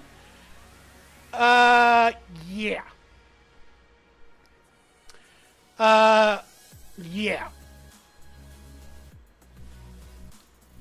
You guys let me know if I'm wrong, but I believe it was the 81 Raiders that won the Super Bowl, or the 83 when they moved to LA for that first year, and I consider that a greatest team. All right, Frost WSA, you coming in with the 2000 Ravens.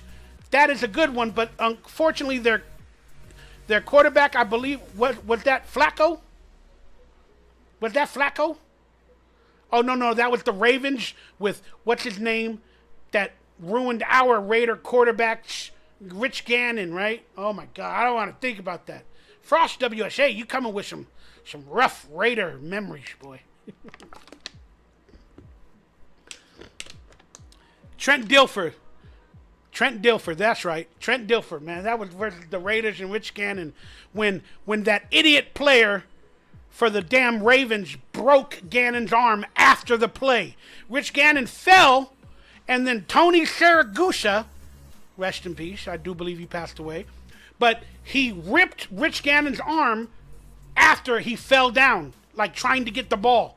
And that pulled the elbow out of the socket after the play was over and injured Rich Gannon. Ridiculous. Watch that play again where Rich Gannon gets injured. Yes, he was under pressure all game. I get it. But they broke his elbow or his shoulder after the play when he fell down. That's my thought. But the 83 Raiders should be on that list. Better in my opinion, than the 78 Steelers. Marcus Allen, Cliff Brand, everybody else. But still, I can't fault any of those teams I see on screen. I love them all. I am a football fan. But I would definitely put in the top 8 the 83 Raiders. That's my opinion, and I'm sticking to it.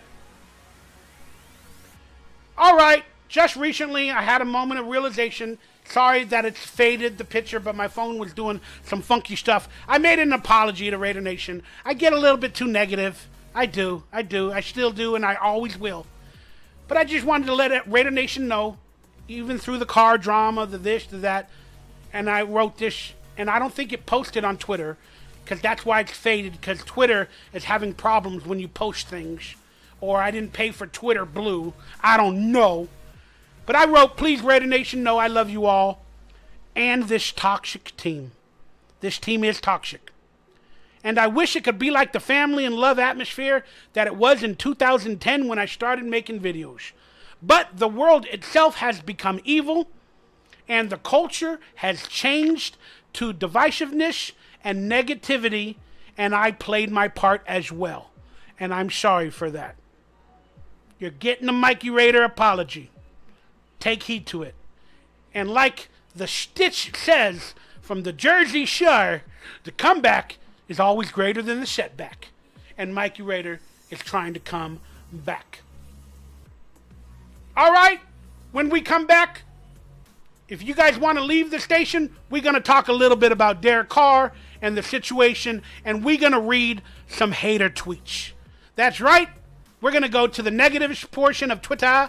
We're going to read some negative tweets, and I'm going to debunk them or give you my opinion, and I'm going to call these MFers. I'm just kidding. I like them all. But I'm going to call these tweets out publicly when we come back.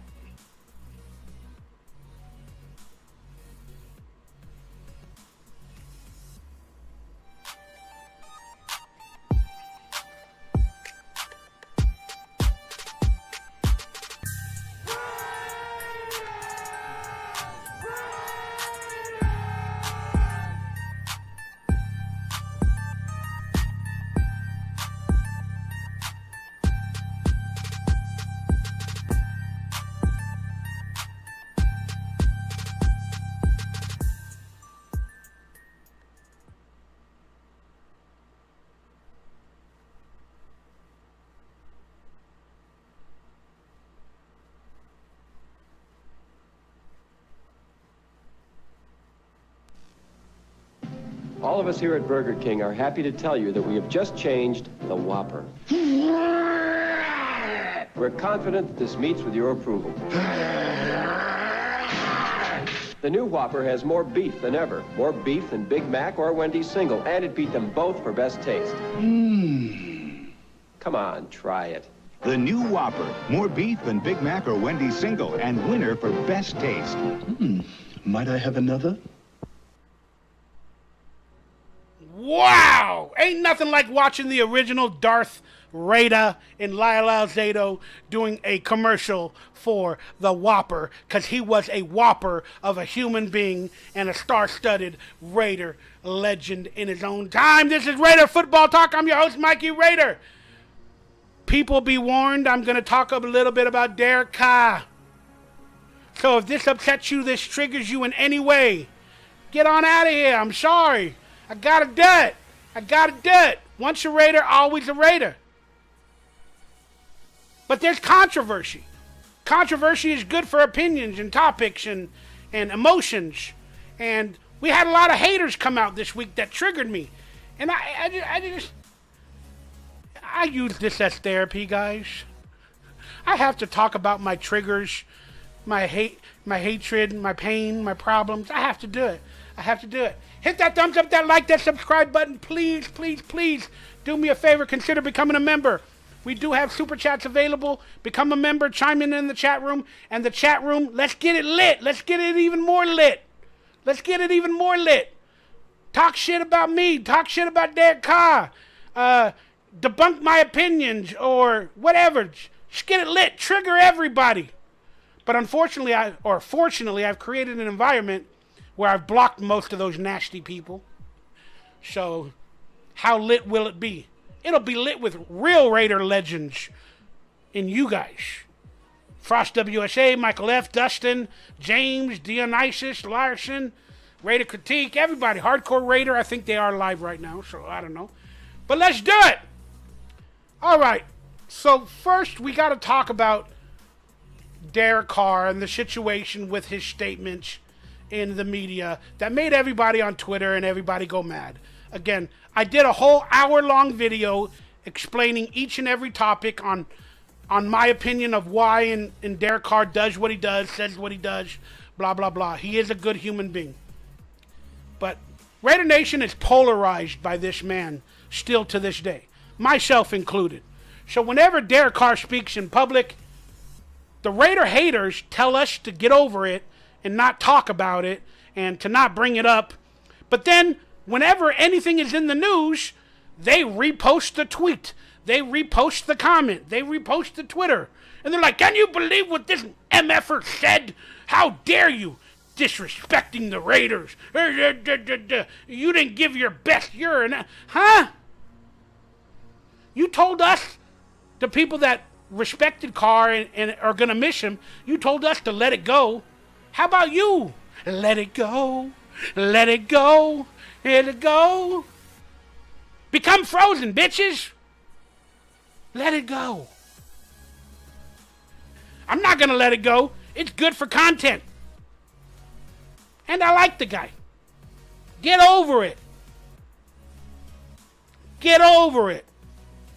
But he came out with comments that got everybody upheavaled. And for some of them, like, it was 50-50. Half of the people loved Derek Carr, is going to miss him. Half of the people hated Derek Carr and are not going to miss him.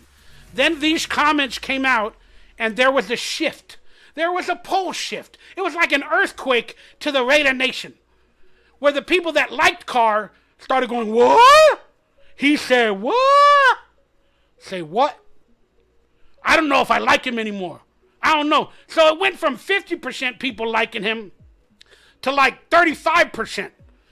15 people went on the dark side, where the Raiders normally are, and started hating on Carr for these comments.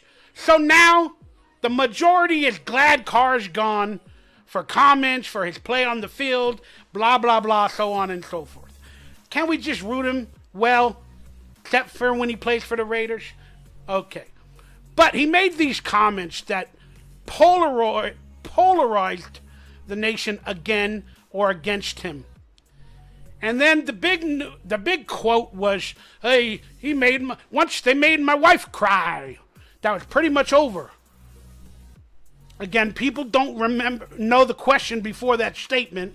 They're just thinking Derek Carr said that, they made his wife cry and, he knew that he gave up on the team like he said he didn't play his best.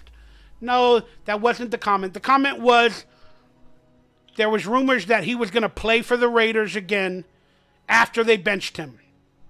That he was going to be still under contract, and if they don't trade him or release him, would he play for the Raiders again the upcoming season? And then he said, once they made my wife cry, that idea or that thought was pretty much over. Meaning there's no reconciling the situation at hand, because they not only hurt Derek Carr and his feelings and his fan base and his legacy, his wife felt the emotions with him. I don't think that's a bad statement, but people are blaming him for calling out his wife, making her look dumb as an excuse, whatever. I don't care. Whatever. He was just explaining the truth. You know, my wife cried. I cried. My wife cried. My family cried. You know, F the Raiders right now. They made my family cry. If anybody made your children or your wife or anybody cry, and they're like, hey, come work for us again. Fuck you. I'm getting the same amount of money elsewhere in a better situation. I'll get the same amount of money. You want me to work for that madman again? You made my wife cry. You made me cry at a press conference. You made my wife cry. You're making my kids cry. You're making my legacy die. Go F yourself. All right, but those are the comments that got everybody up in arms, okay? Derek Carr lost some fans because of that. So it is what it is. They were not Derek Carr fans to begin with, let's be honest. If a stupid content or quote can be taken out of major context and they can't live that quote with empathy and respect and understand why Derek Carr said that, that's not my problem. If you don't want to understand the man, how can you like the man or hate the man if you don't try to understand the man? Once you understand who a man is, then if you don't like what you see, then it's okay to not like him. Check out these stats, guys. So this is some good information that was out there during this Twitter storm. Leandro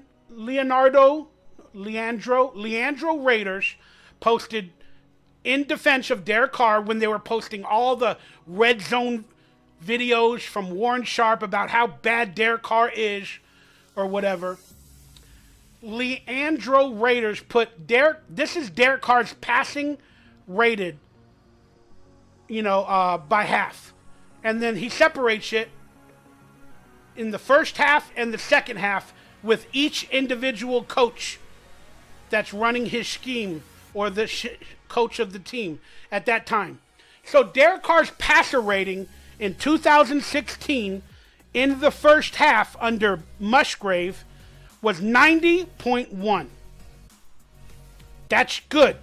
That is a good passer rating according to NFL standards.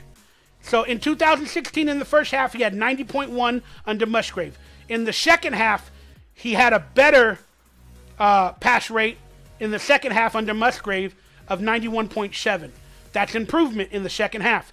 2017, 88.5 under a new system again. 88.5 in the first half. Then a downgrade under Todd Downing in 79.6 in the second half. We all remember Todd Downing's play calls. You guys can blame Derek Carr if you want. But again, a new system, once he did pretty well with Musgrave, now with Todd Downing in a first-time offensive coordinator position in Todd Downing. Regression. Then 2018 when Gruden came. First year under Gruden's complicated system. 89.9 in the first half. Then in the second half, once he learned the system, he had a 97.2. The best passer rating in the second half was under Gruden. Now, in the second year under Gruden, in the first half, 108.8 in the first half. Then in the second half, a regression, but still at the high of the pass rating ability at 92.2 under Gruden. That's because teams started to understand Gruden, what he was doing in the second half, and they amalgamated for it in that season. Plus, again, that season, the play calls were heard on loud. There was no crowd in the stadium because of the COOF or the 19 or whatever you want to call it, the flu-vid. So that was kind of like an interesting year. But they were still the highest numbers in the first half and like in the second half of Derek Carr in his career in 2020. I don't know why they don't have Gruden for 2021 until he was kicked off the team. But you got to admit, it was only half a season by Gruden. So we had Olsen. We had Olsen as the offensive coordinator taking over for Gruden basically staying in the same system with all the turmoil, and Derek Carr was still at 90% in the first half of games. Then in the second half of games, 97.8%. Still above the 90s in every season with Gruden, even when Gruden left the team through adversity and turmoil. That is a great quarterback stat, where Derek Carr typically gets better in the second half, especially under Gruden. Now, 2022, with Josh McDaniels coming to the team. 96.6 in the first half. Now, that would vaunt for McDaniels doing good. Then Derek Carr, for whatever reason, I can blame the coach, I can blame Derek Carr. It doesn't matter. 73.5% quarterback rating in the second half. So, Leandro Raiders wrote, is this a play caller effect? So, with Derek Carr in the second half, with most of these coaches, he had an improvement. With McDaniels, he regressed more so than he ever did, even under a really bad coach in Todd Downing, to 73.5%. McDaniels, we all know that in the first half of games, and this, if you have a blind eye and you didn't see this, it's not my problem.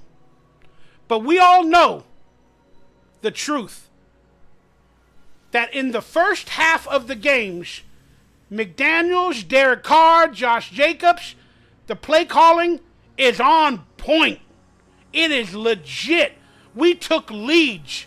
We had some big plays by Derek Carr, Jacobs, everybody. Then, for some reason, after halftime, the game slowed down. They started running it more, started making weird decisions on third down, taking the ball out of Carr's hand in the red zone, putting it into Jacobs' hand, calling some weird pass plays. We all saw it. I mean, people say, oh, well, it was because Derek Carr sucked. Derek Carr sucked after the second half. Derek Carr sucked in the red zone.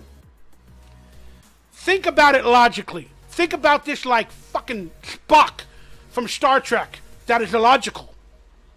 Because if Derek Carr was at a 96 rating and we were gaining leads in every game in the first half for the most part, why all of a sudden did we regress that bad? If Derek Carr did that good in the first half, it means somebody figured out something, or somebody changed their play calling or their aggression on the field. That person is not Derek Carr. Derek Carr does the plays that are called by McDaniels. We all know that to be the truth. So if Derek Carr balled out, helped the team take leads in the first half, why did Derek Carr not ball out in the second half? And why did we lose leads? That's coaching.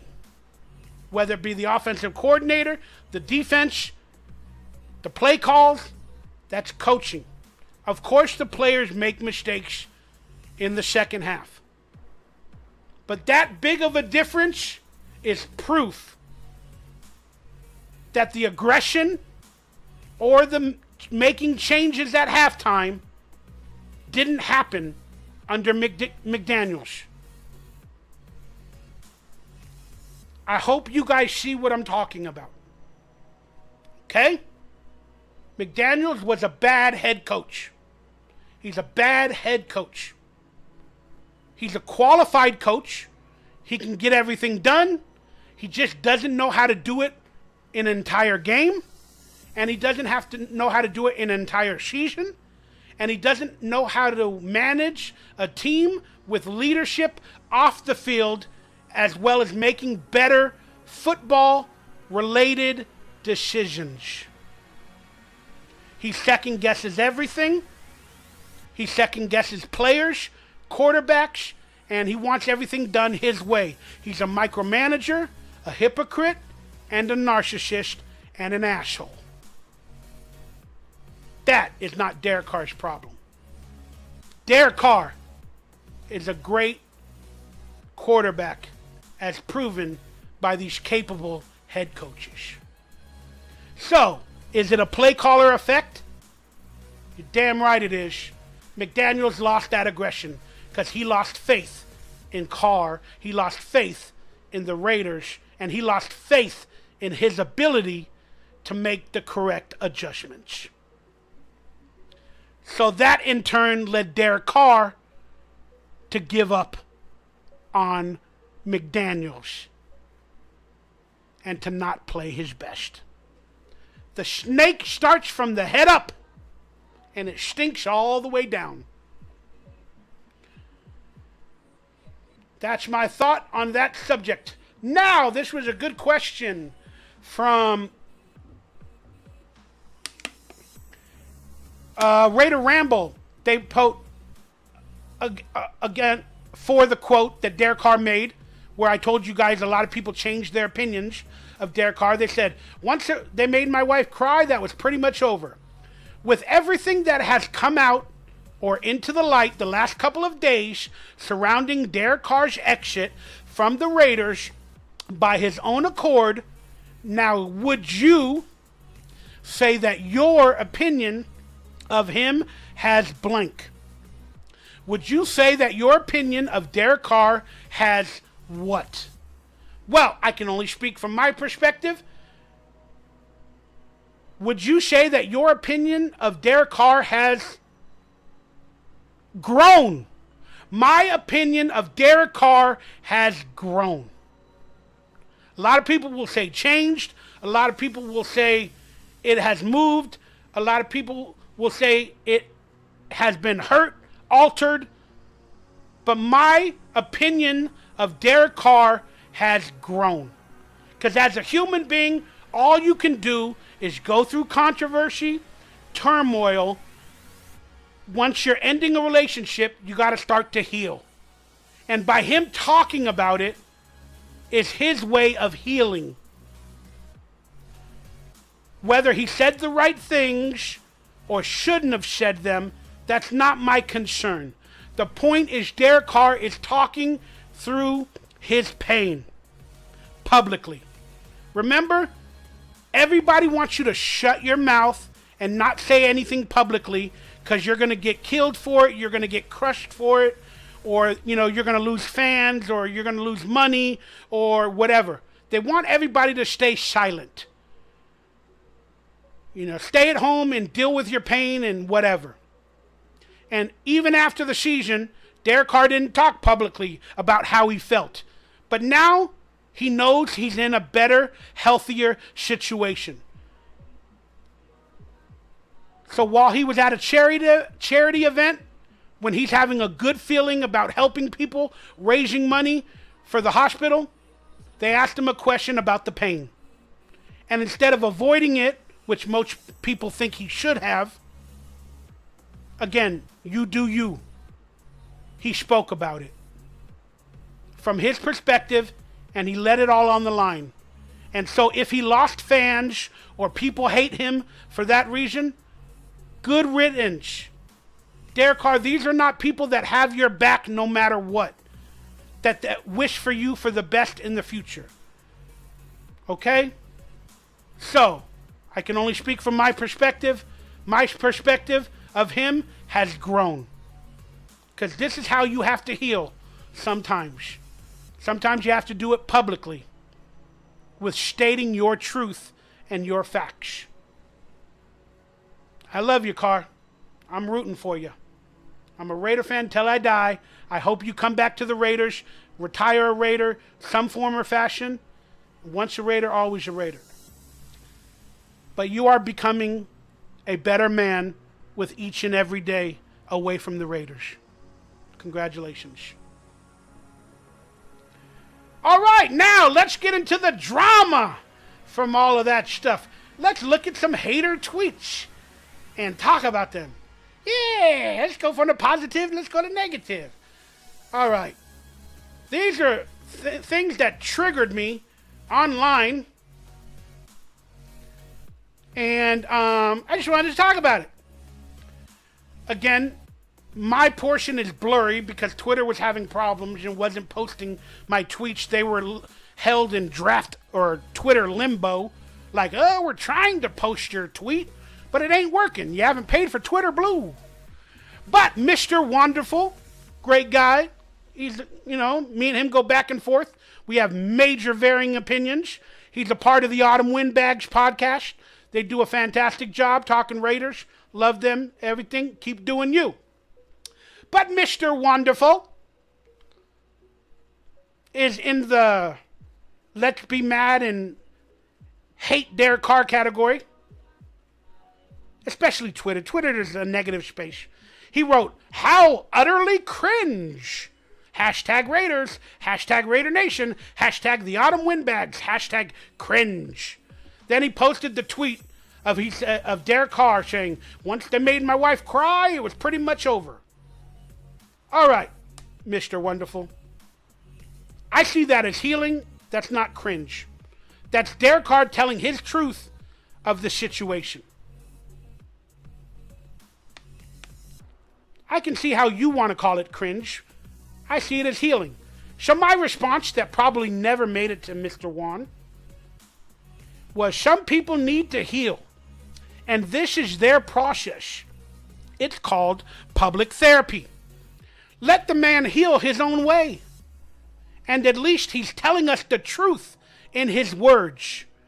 At least he's telling us the truth in his own words. Unlike the Raiders coaches and the Raiders owner who are lying for a living. Derek Carr is telling the truth. They made my wife cry. I didn't want to be a Raider after that. I was pissed off. But the Raiders coaches, staff, general managers lie, and people like Mr. Wonderful and all that, and they want to get mad at Derek Carr. They don't want to call out the lies from Josh McDumbutt.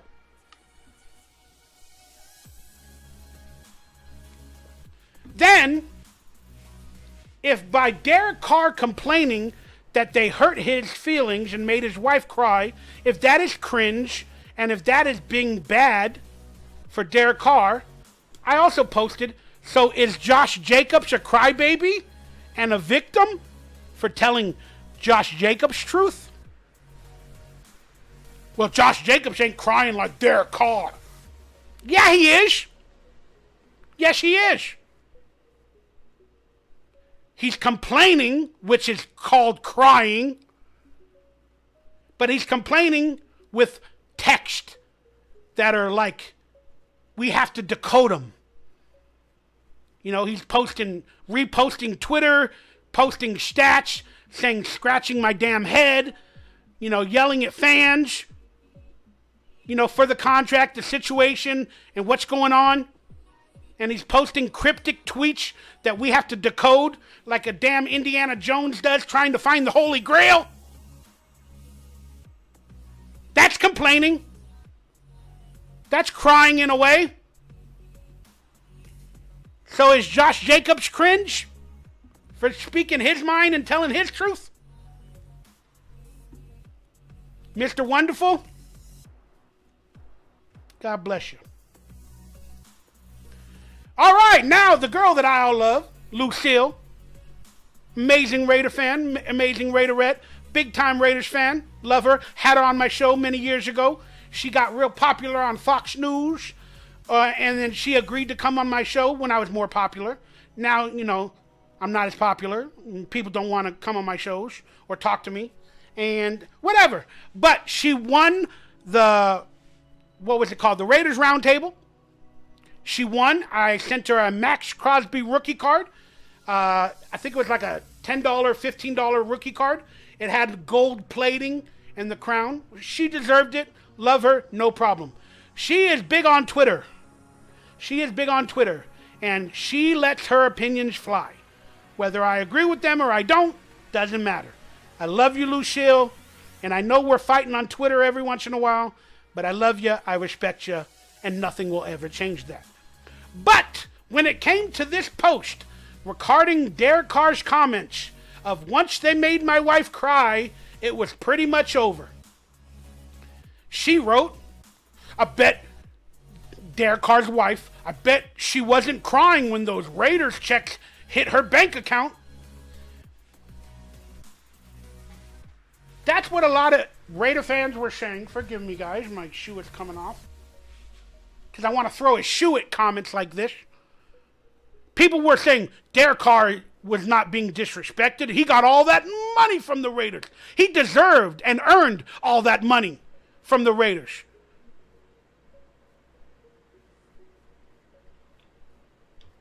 Can you not at least give him that he earned whatever he got from whoever he got? And now they want to use money against players. And now she's using Derek Carr's wife as an example. Okay. That is hatred toward the wife, in my opinion. More so than Derek Carr possibly gave to his wife by putting her on blast. But I bet she wasn't crying when those Raider checks hit that bank account. Ha ha.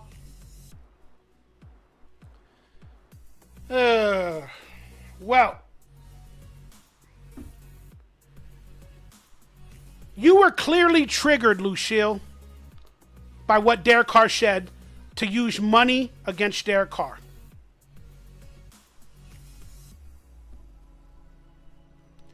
And you're a big Max Crosby fan.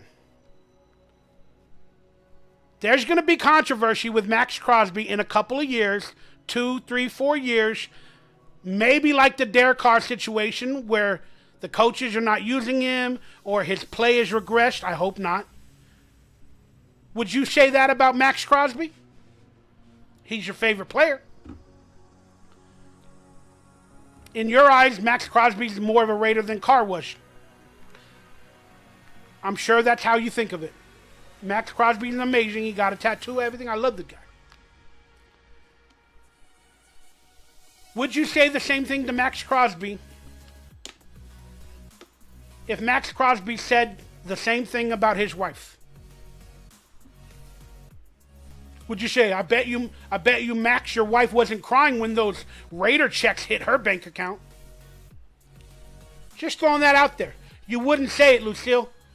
You jumped on the bandwagon of Derek Carr hatred, and I think that's unbecoming of you, and that's why I got triggered and we started a confrontation. But I love you, Lucille. You're a Raider through and through, and God bless you. Now, just kick-ass baby, Vinny, wrote, F this noise going into the 2023 Raider season. The Raiders should have benched Derek Carr earlier when he had the emotional outbreak on the podium following the Colts loss. Personally, I don't give two Fs about a player who was given all the weapons and all the opportunities, but he failed. Raider Nation for life. Raiders. Like in the words of Forrest Gump, Vinny, or just kick-ass baby? Are you stupid or something? Don't let the emotions get to you. They get to me. I get it. We're all the same. I mess up too. But that statement in capital letters means you meant it. You are triggered about what Derek Carr's saying, and you want to let everybody know that Derek Carr's the worst. He was given every opportunity in the world, and you don't give a damn. You don't give a damn about him. But I'm going to post it in all capital letters. I'm going to post it on the big screen in big, bold letters, and I'm going to let everybody know that Derek Carr was given every opportunity to succeed. Derek Carr was given every weapon to succeed. But yet, Derek Carr's a failure. Okay. Are you stupid or something? Let's think about that statement. Every player is given the exact same opportunities to succeed. Every player, whether it be the offensive lineman, the running back, the tight end, the defensive edge rusher, the safety, the cornerback, the linebacker, so on and so forth. The coaches as well. They're all given the same opportunities to succeed. Yet they all failed. For the most part. How many winning seasons did we have with all of these players that were given all the same opportunities and all the same weapons? They failed. The coaches were gotten weapons like Derek Carr. They got receivers, Hunter Renfrow, Josh Jacobs. The coaches got them as well. Yet they all fail. But Derek Carr was the only one that was given these opportunities and these weapons, and he failed. He is the quarterback. Everything is on his shoulders. The defense, the coaching, the players. That's why I say, are you stupid or something? Derek Carr was not given all the weapons. If you want to go down that route, he wasn't given all the weapons. There were better weapons out there, whether it be Odell Beckham, whoever else, Jalen Ramsey on defense, or whatever. The Rams picked them up and go to a Super Bowl. Blah, blah, blah, so on and so forth. There was better weapons. Derek Carr was not given every weapon. For many years, Derek Carr had to play with no weapons. He had to play with slingshots and make some of those players better, like Nelson Aguilar. And then Nelson Aguilar plays on a one-year deal under Derek Carr, gets like 900 yards, then goes to the Patriots and gets $10, $11 million. Derek Carr made him a weapon for the Patriots. Then what did Nelson Aguilar do with the Patriots? Nothing. That means Derek Carr made Nelson Aguilar get paid. Derek Carr helped players get money.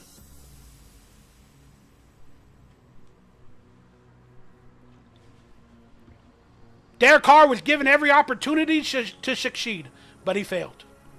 Okay. Moving on.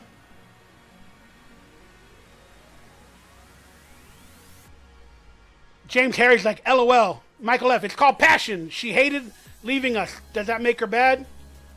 She hated leaving us? Does that make her bad? I don't know what that means. Maybe you're talking about Lucille. She never left us, that I know of.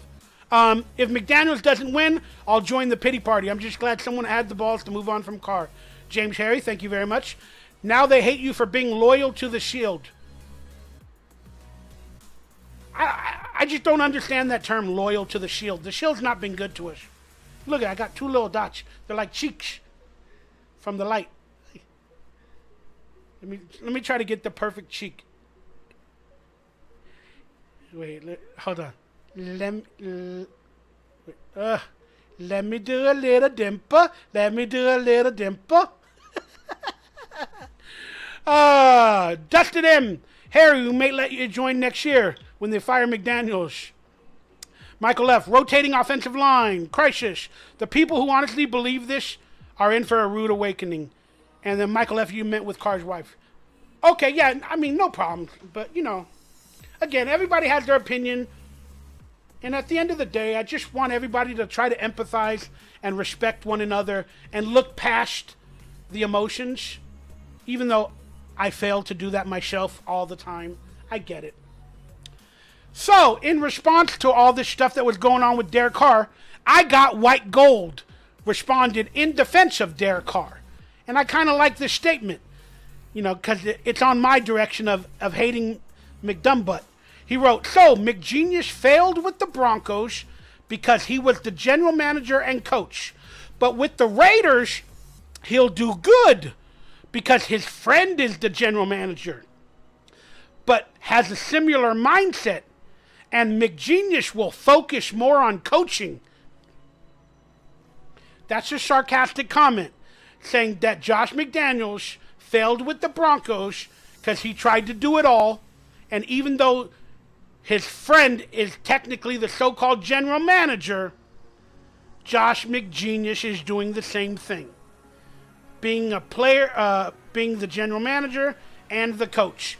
That's why he's failing.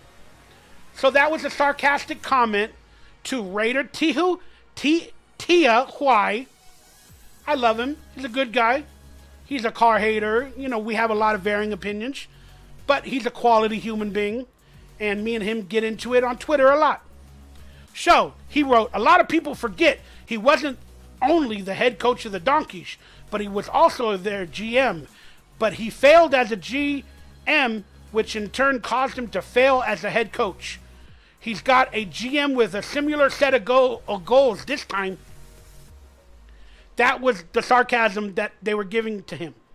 So he said that he failed with the Broncos, not because he was a head coach, because he was also playing GM.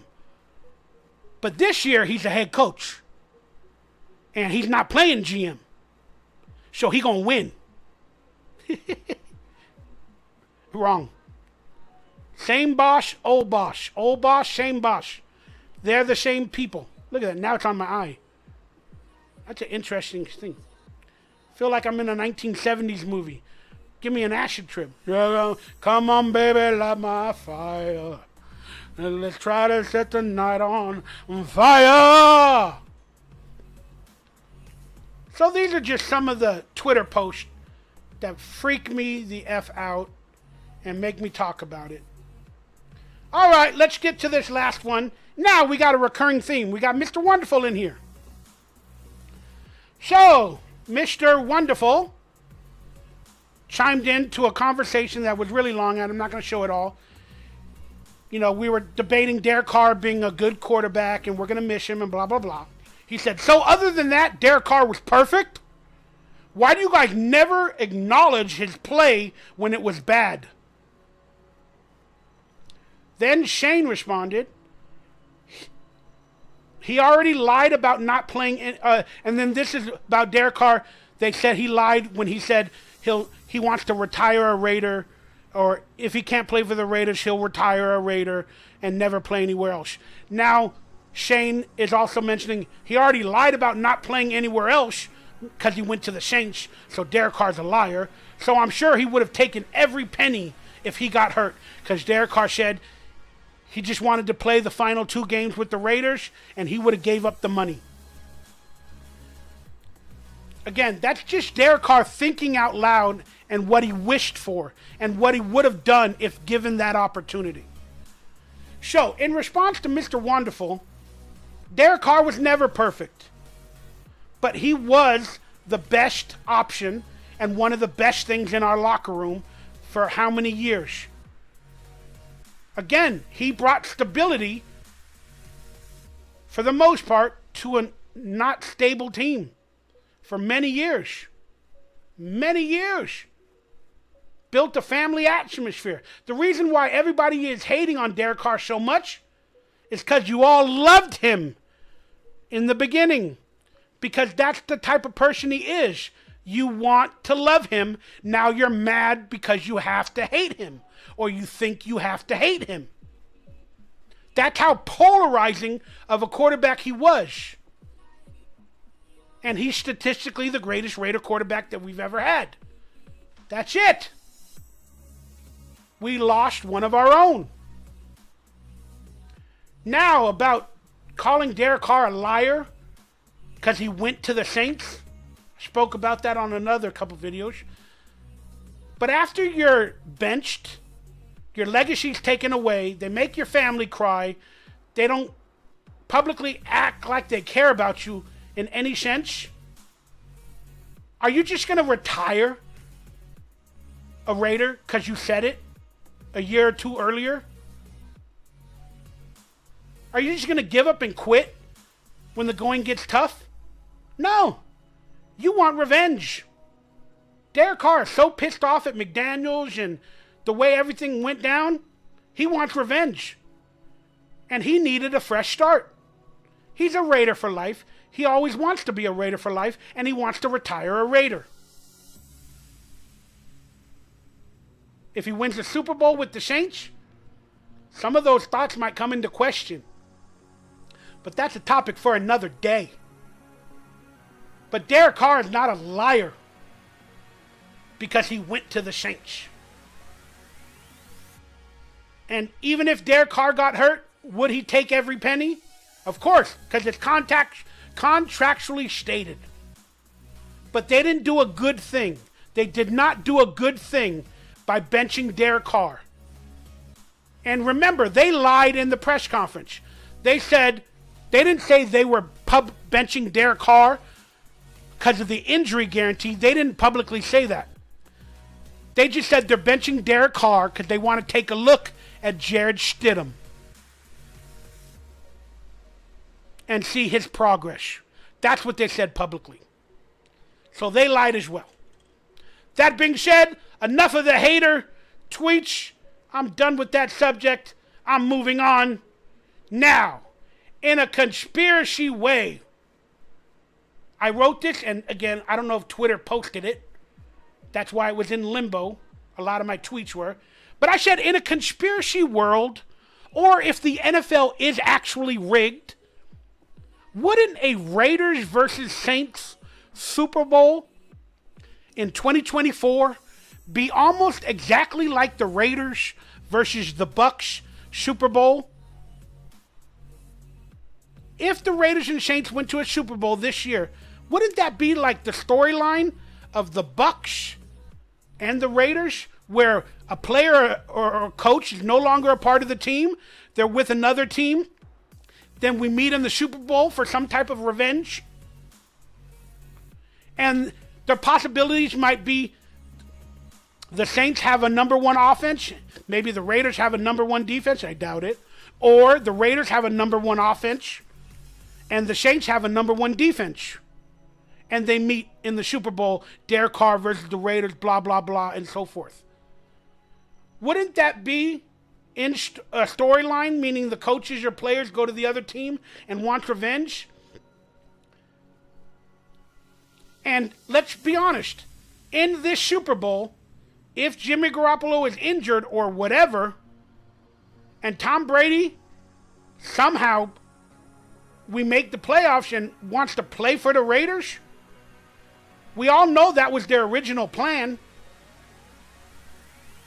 Tom Brady would play for the Raiders versus Derek Carr, who he said and called that MFer. Remember when they kept Derek Carr, when Gruden vouched for Derek Carr over Tom Brady going to the Raiders in 2020? Could you imagine that scenario for the headlines, the storylines for the Super Bowl? Derek Carr with the Saints, McDaniels, Derek Carr revenge, Tom Brady playing for the Raiders in revenge against Derek Carr, who they released and benched because McDaniels wanted Brady to play for the Raiders and sabotaged his legacy. I'm just letting you guys know, and everything happens 20 years later or something like that in history if we are in a computer simulation show. I could see this being the storyline for the NFL to get a lot of views. You guys let me know what you think about that in the comments below. Then let's come right back. Let's end out this show with a bang. Let's take some of your questions. And then we're going to go about having a blessed Saturday. I will be right back. Get your questions ready. Anything I didn't talk about, anything you want to see covered, want my opinion, or whatever, we'll come right back and we'll get right to it.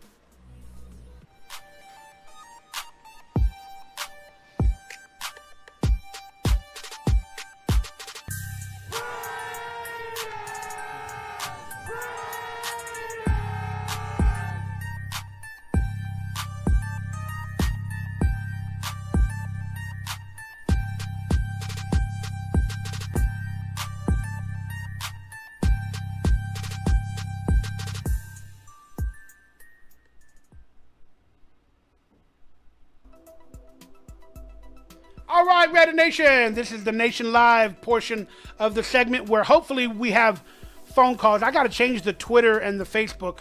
Those are no longer my Twitter handles and my Facebook handle. But that still is the Raider Ranch hotline. I got to see if it's still working. Maybe it's not even working. But call it up. Let me know what you're thinking, what your questions are, or whatever. So let's get to some comments, some questions, or whatever that you guys want to talk. Dustin M. said, scripted NFL, it could happen. LFL, LOL. Yep, we got the storyline of DeMar Hamlin coming back, the 33, Illuminati, Masonic, Freemasons number. Raider Man, what's up, brother? It's going to go either two ways. If he's a winner in New Orleans, they're going to say, see, and Derek Carr. And if he doesn't do well, they're going to say, you see, But if the Raiders don't do well, who's everyone going to blame then? They're going to blame McDaniels and Jimmy Garoppolo. And they're still going to find a way to blame Derek Carr. Even if Derek Carr wins with the Saints and the Raiders lose, Derek Carr will still get the blame for everything. That's the turmoil. Michael F., Jimmy is a winner and he will do fine. I hope so, brother. I hope so. I love your passion. I appreciate it. And don't say if he can stay healthy. I didn't. But now that you said it, if he can stay healthy.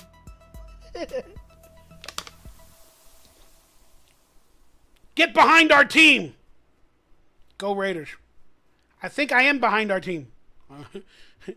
Whether I have negative content or I talk about my saltiness or whatever, I'm still behind our team. I just don't see anything positive all the time. Sorry. But if you want to say I'm not a Raider fan, you can go kick rocks. Kiss my butt. Dustin M. Okay. James Harry, I think Carr will do well. So do I. I think he'll do just fine.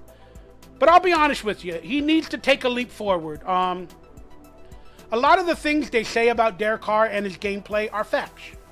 They're facts. He needs to put it all together. He's only got a few years left to reach a pinnacle of like playoffs and Super Bowl on a consistent basis. So if he doesn't progress that much more, even with the Saints, man, like not only is his legacy tarnished right now, it's going to get even worse. It still doesn't mean that we should have moved on. I just assumed we would trade up for a quarterback. That's what I thought McDaniels should have done. They should have done whatever they did to move up to get a quarterback. But that'll be next year's issue. They got this guy, Caleb Williams, out of USC. I don't know much about him, but they're calling him the next Patrick Mahomes. And if we're going to tank this season and lose, it might be for that Caleb Williams to respark our franchise moving forward. Let's be honest, Jimmy Garoppolo is not a long-term answer to the Raiders. Long-term, I'm talking 3 or more years. And we got to get somebody that can beat Patrick Mahomes or play as like him that brings excitement to this team. So if Caleb Williams is that guy and the coaches believe in him, go pick him up. Tank, do whatever you got to do, and let's start this thing off right. But here's what I'm going to say about that. That won't happen under Josh McDaniels. Josh McDaniels, and I'm not going to try to be racial about this, but he doesn't go for those type of quarterbacks. He doesn't want a Patrick Mahomes quarterback. He doesn't seek them out. That's proven by he could have went after a quarterback like that in this year's draft. He goes for the Tom Brady quarterbacks. You know, the pocket passers that stay in the pocket, that can run his system only.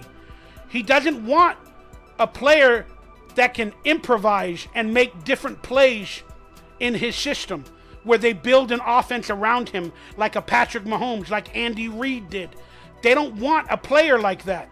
They keep getting the Jimmy Garoppolos, the Tom Brady-esque, the Aiden O'Connell pocket passing quarterbacks. They're not going after those other people.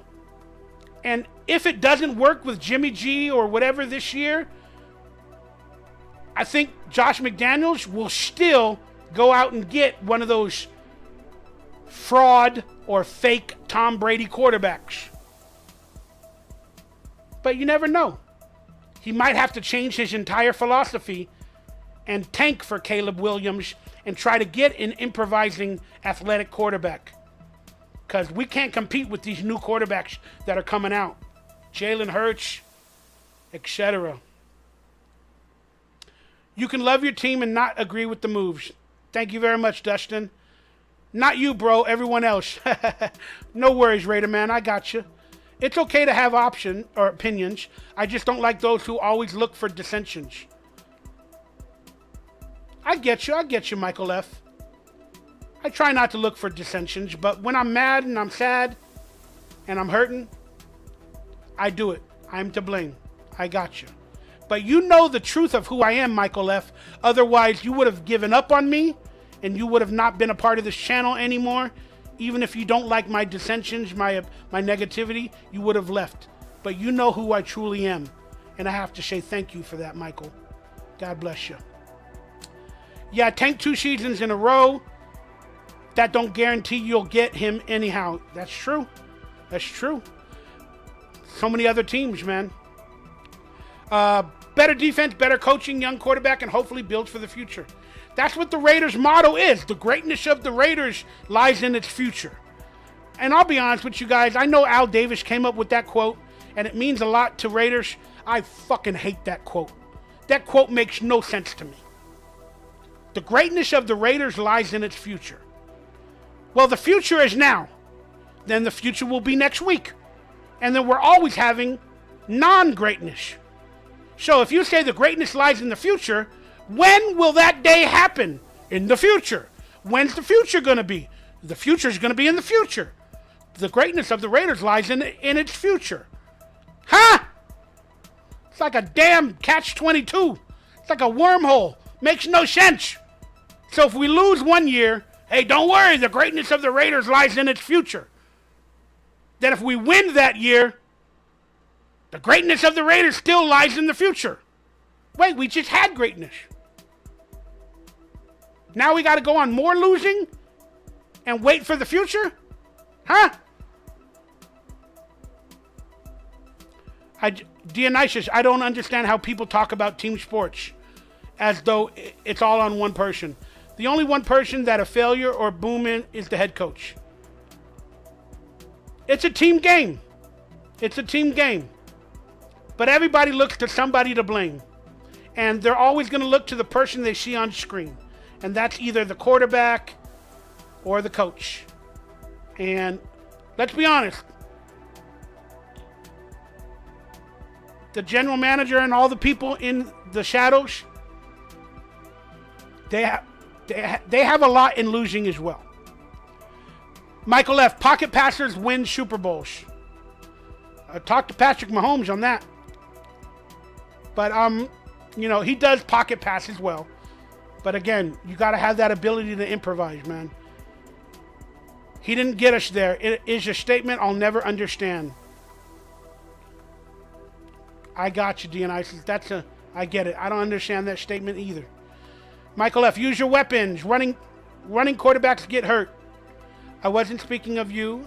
No worries. Again, miscommunication. It means everything. It means don't rest on your laurels in terms of the greatness lies in its future. I could see that. That's a good point. Dustin M., not with McDaniels. Lies in the future, 2035, James Harry. Since 1983. Always expect more no matter how many Super Bowls you win. H. Brady's done pretty well. You're right. All right, guys. I don't know how many people are online. I don't know how many more questions we're going to get. We haven't really got any questions, just comments. Raider Man, Mikey, great to hear you again. Hope you get back on top. I'll never have as many subscribers as I did last time. There's too many creators doing better things, better editing, and, I'm going to have to post illegal content again if I want to get the numbers back. Plus, I've been too negative the past couple years in my own life as well, so I lost a lot of people. But the real ones have stayed with me, so I got a guaranteed maybe 1,000 or 2,000 of you amazing people that come through and support me, and I love you. All right, let's watch the commercials again. Let's come out. Let's close the show because I got to make some food. I think I'm going to make chicken and rice tonight. Sounds pretty good. Pretty good. Let's watch the commercials all in order, and let's come out with some interesting things to close out the show.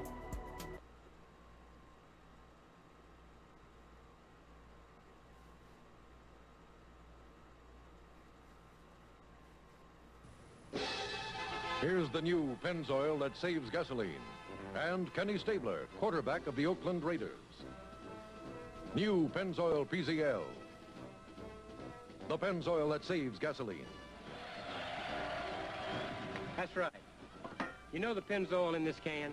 It really does help you go farther on a gallon of gasoline. And it saves you oil changes, too. They call it Pennzoil PZL. I call it a winner.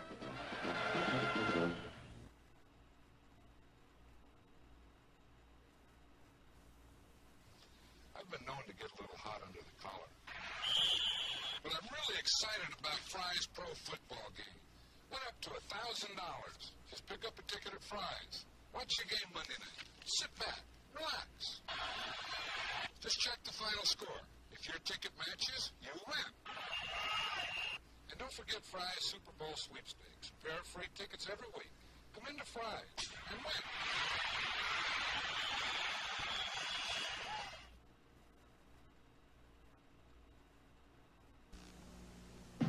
All of us here at Burger King are happy to tell you that we have just changed the Whopper. We're confident that this meets with your approval. The new Whopper has more beef than ever. More beef than Big Mac or Wendy's single, and it beat them both for best taste. Come on, try it. The new Whopper. More beef than Big Mac or Wendy's single, and winner for best taste. Might I have another?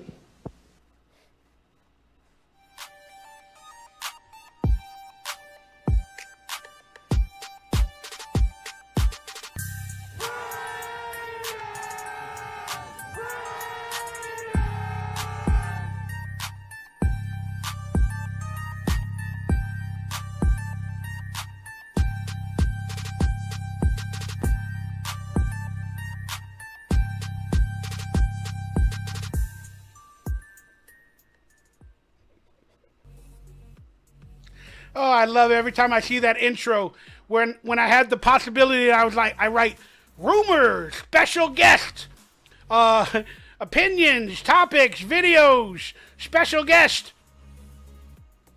Yet I've never had a special guest on this show. I've done it on other shows, but never this one. Those were my dreams at the time. I was excited. I was creating a new show. I thought it was gonna be the Cat's Meow. But this has turned out to be just a Mikey Raider show, where all I do is talk about speculation, my opinions on the latest news and the controversies, and it's like pro football talk without any guest. And it's not intelligent pro football talk, or it's not intelligent Raider talk. It's Mikey Raider emotional Raider football talk. But hopefully you guys have a good time. Michael F., he said, I'm getting tired of having to talk about the Holy Roller and the Ghost to the Post, and I want to talk about this year's Super Bowl victory. I feel you. I feel you. I feel you. I feel you. I feel you. But let's be honest. All the Raiders had, while they were in Oakland, before they moved to Las Vegas, all they had to sell was the legacy in the past. Then once they realized they were going to go to Vegas, they started selling us the future. The greatness of the Raiders is in its future. We're going to Vegas. We're going to build a stadium. We're going to have the best players. We're going to have Gruden, the good coaches. We're selling us on the future. Now, 4 years later, they have nothing to sell. All they're selling is drama, turmoil, clown shows, hypocrisy, lies, divisiveness. They don't have anything to sell. They really don't.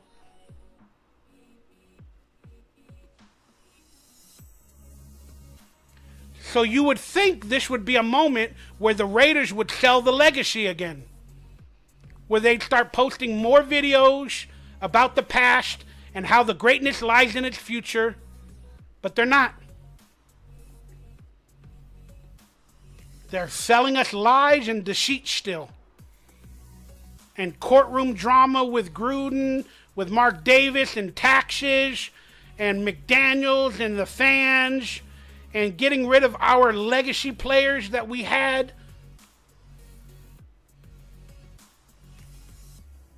They don't have a winning product. They have nothing to sell us right now. The only thing they have to sell is a little bit of excitement and hope for the future. So grab on to it. We're about 60 days away from the start of the season. I'm going to be excited as I can be.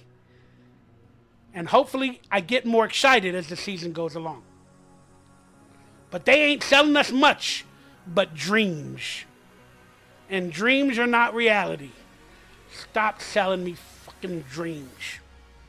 All right. Talking about a championship game that hopefully the Raiders will go to in the future. The USFL, I believe it was about a week ago, had their championship game for the players. And at the celebration for the Birmingham Stallions that won it 2 years in a row, instead of celebrating with champagne, they pulled out 40s. That's right. People want to call that ghetto. People want to call that the gangster lean. Pour out a 40 for your fallen homies. They pulled out 40s and celebrated on stage on NBC with 40s. Yeah, we still from the hood, which is fine by me, because I've always been in the hood. I still live in the hood. I don't want to be a member of the hood, but it's my reality. I'm hood. I'm hood. I grew up Latino. I basically grew up like Miklo, like a Mexican. I'm from the hood. Maybe it's not the deep LA hood, but I'm a little hood. I've done and seen some things. I pretended I was a gangster on many occasions. I got into some turmoil on many occasions. I've seen some things. I got shot at in a car. I'm surprised I survived. I've been through a couple of things. Not as bad as any others, but I've been through some things. Mikey Raider is hood. Mikey Raider is a G. But they celebrated with 40s, right? I love it. I loved watching it.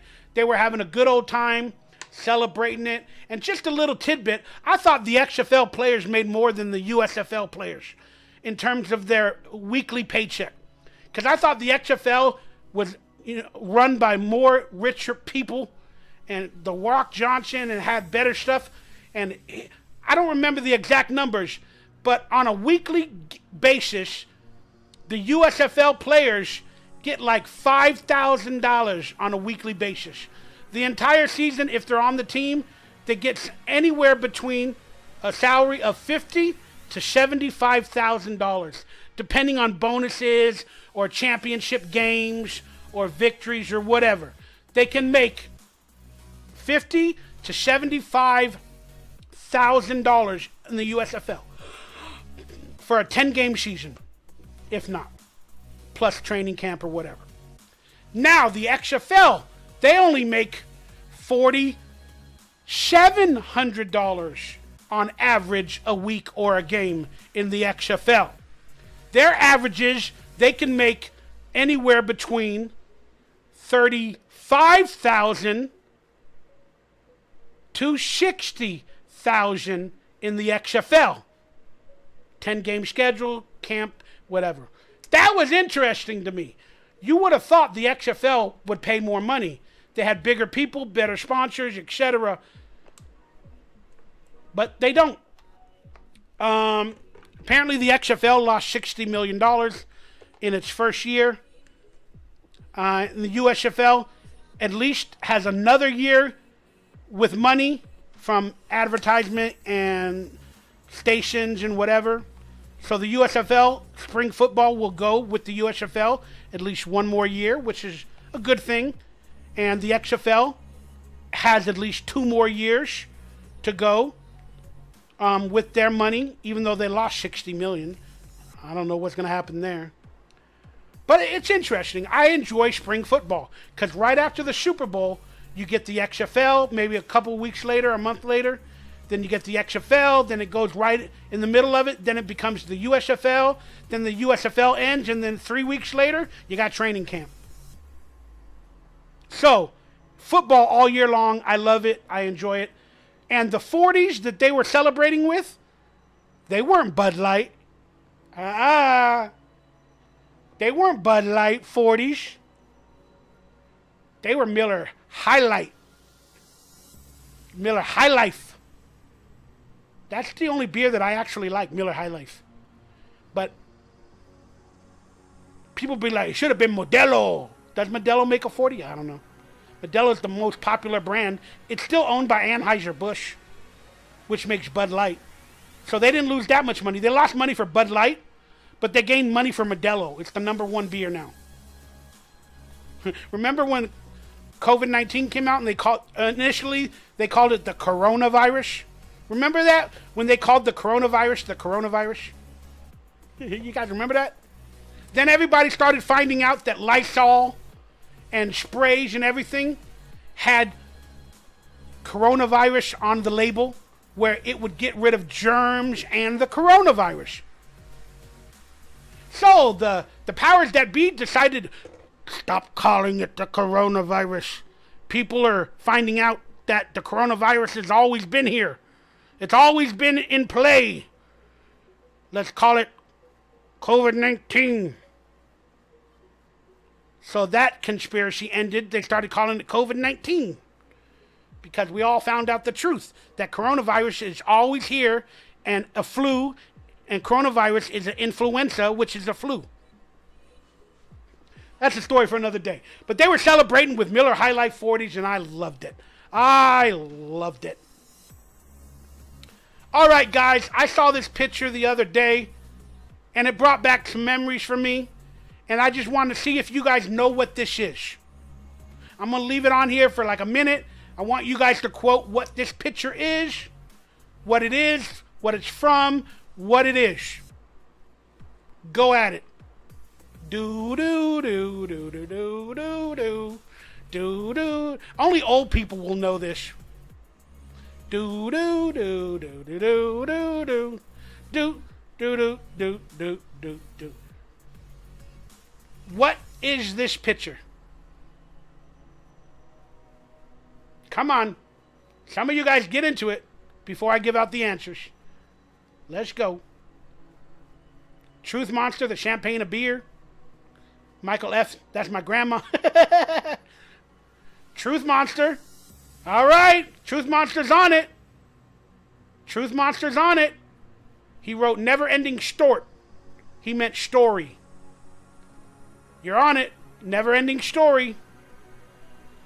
What's the name of that creature from the movie The Never Ending Story?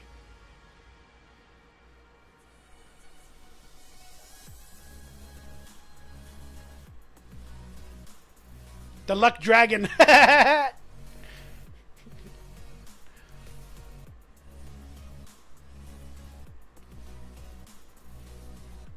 It's Falcor. Falcor. That was the name of the dog-like dragon in The Never-Ending Story. Falcor. I believe that's how you pronounce it. Falcor. Now, what's amazing about this picture is not only that it's the creature or the dog dragon Falcor from The Never-Ending Story, one of the coolest movies of all time. Never-Ending Story. The Never-Ending Story. Remember in Stranger Things where they had that part where they both sang the theme song from Never-Ending Story? That was great. Truth Monster wrote, Bilbo Baggins. No, what is amazing about this picture is somebody bought a storage unit. Not on the show Storage Wars, but somebody bought the storage unit out here in California. And they won the storage unit in an auction. And they opened it up to show the storage unit to everybody. And this, what was inside, the head from the movie The Never-Ending Story. The actual prop used head from The Never-Ending Story. The mechanical head was in this storage unit that sold. So could you imagine the look on the people that knew what it was and what it might be worth and what type of a movie prize find that they are getting? If the story is real. in my mind, this is probably in a Hollywood storage unit somewhere on a lot still there, and it wasn't sold. But I can't, all I can do is go by the Twitter or the story that I read and go from their perspective. That's pretty amazing, y'all. Could you imagine seeing that? And the person that supposedly bought the storage unit knew what it was. You know? So I'm assuming it wasn't at a studio. I'm assuming it was in a California storage unit somewhere in Burbank or wherever, Hollywood or wherever. But maybe a lot of people that when they opened up the storage unit didn't know what it was, what it really, really was, that it was from the movie. But the one guy that bought it probably did. And the rumor is he got the storage unit for $7,300. Is that a lot? Is that too much? What do you guys think? I know on TV storage units go for like $1,000, $2,000 at most, $3,000 for whatever. But this person got this storage unit for under $7,500, and that is a one-of-a-kind prop, a physical prop, a mechanical prop, and I'm sure in those boxes are more things from movies. That head, if it goes on eBay or any other marketplace and is being sold, I'm going to be honest with you, to a collector, it'll sell for $100,000 at least to a collector. Because I had to sell some stuff recently from my personal collections, and I got way more money than I thought I would. These collectors buy these things. I sold some VHS tapes from like my Nickelodeon days, some personal VHS tapes that were recorded by Nickelodeon and stuff like that, and I sold some scripts and some stuff that I gotten on TV shows that I worked on. And I made all together, for like 7 items that I sold, I made that much in cash, around $6,000-$7,000 for all of these items. So that's like $500 an item, $700 an item, and it really helped me out. But man, what an amazing photo and to find in a storage unit for this person, if that story is real. That being said, hope you guys enjoyed today's show. So, on behalf of Truth Monster, Michael F., Dionysus, everybody that was online early, I love you. Thank you for chiming in. I'll cut up some of these videos and make them clips in the coming days. But for now, take care of your family. Keep loving the Raiders as best as you can. Keep finding the positive as best as you can. And call up that hotline. Let's talk some Raiders. And let's have a positive future ahead. Because, like the Raiders, Mikey Raider, and greatness lies in my future. I'm Mikey Raider. I love you guys. Have a beautiful weekend. God bless you. And we'll see you soon.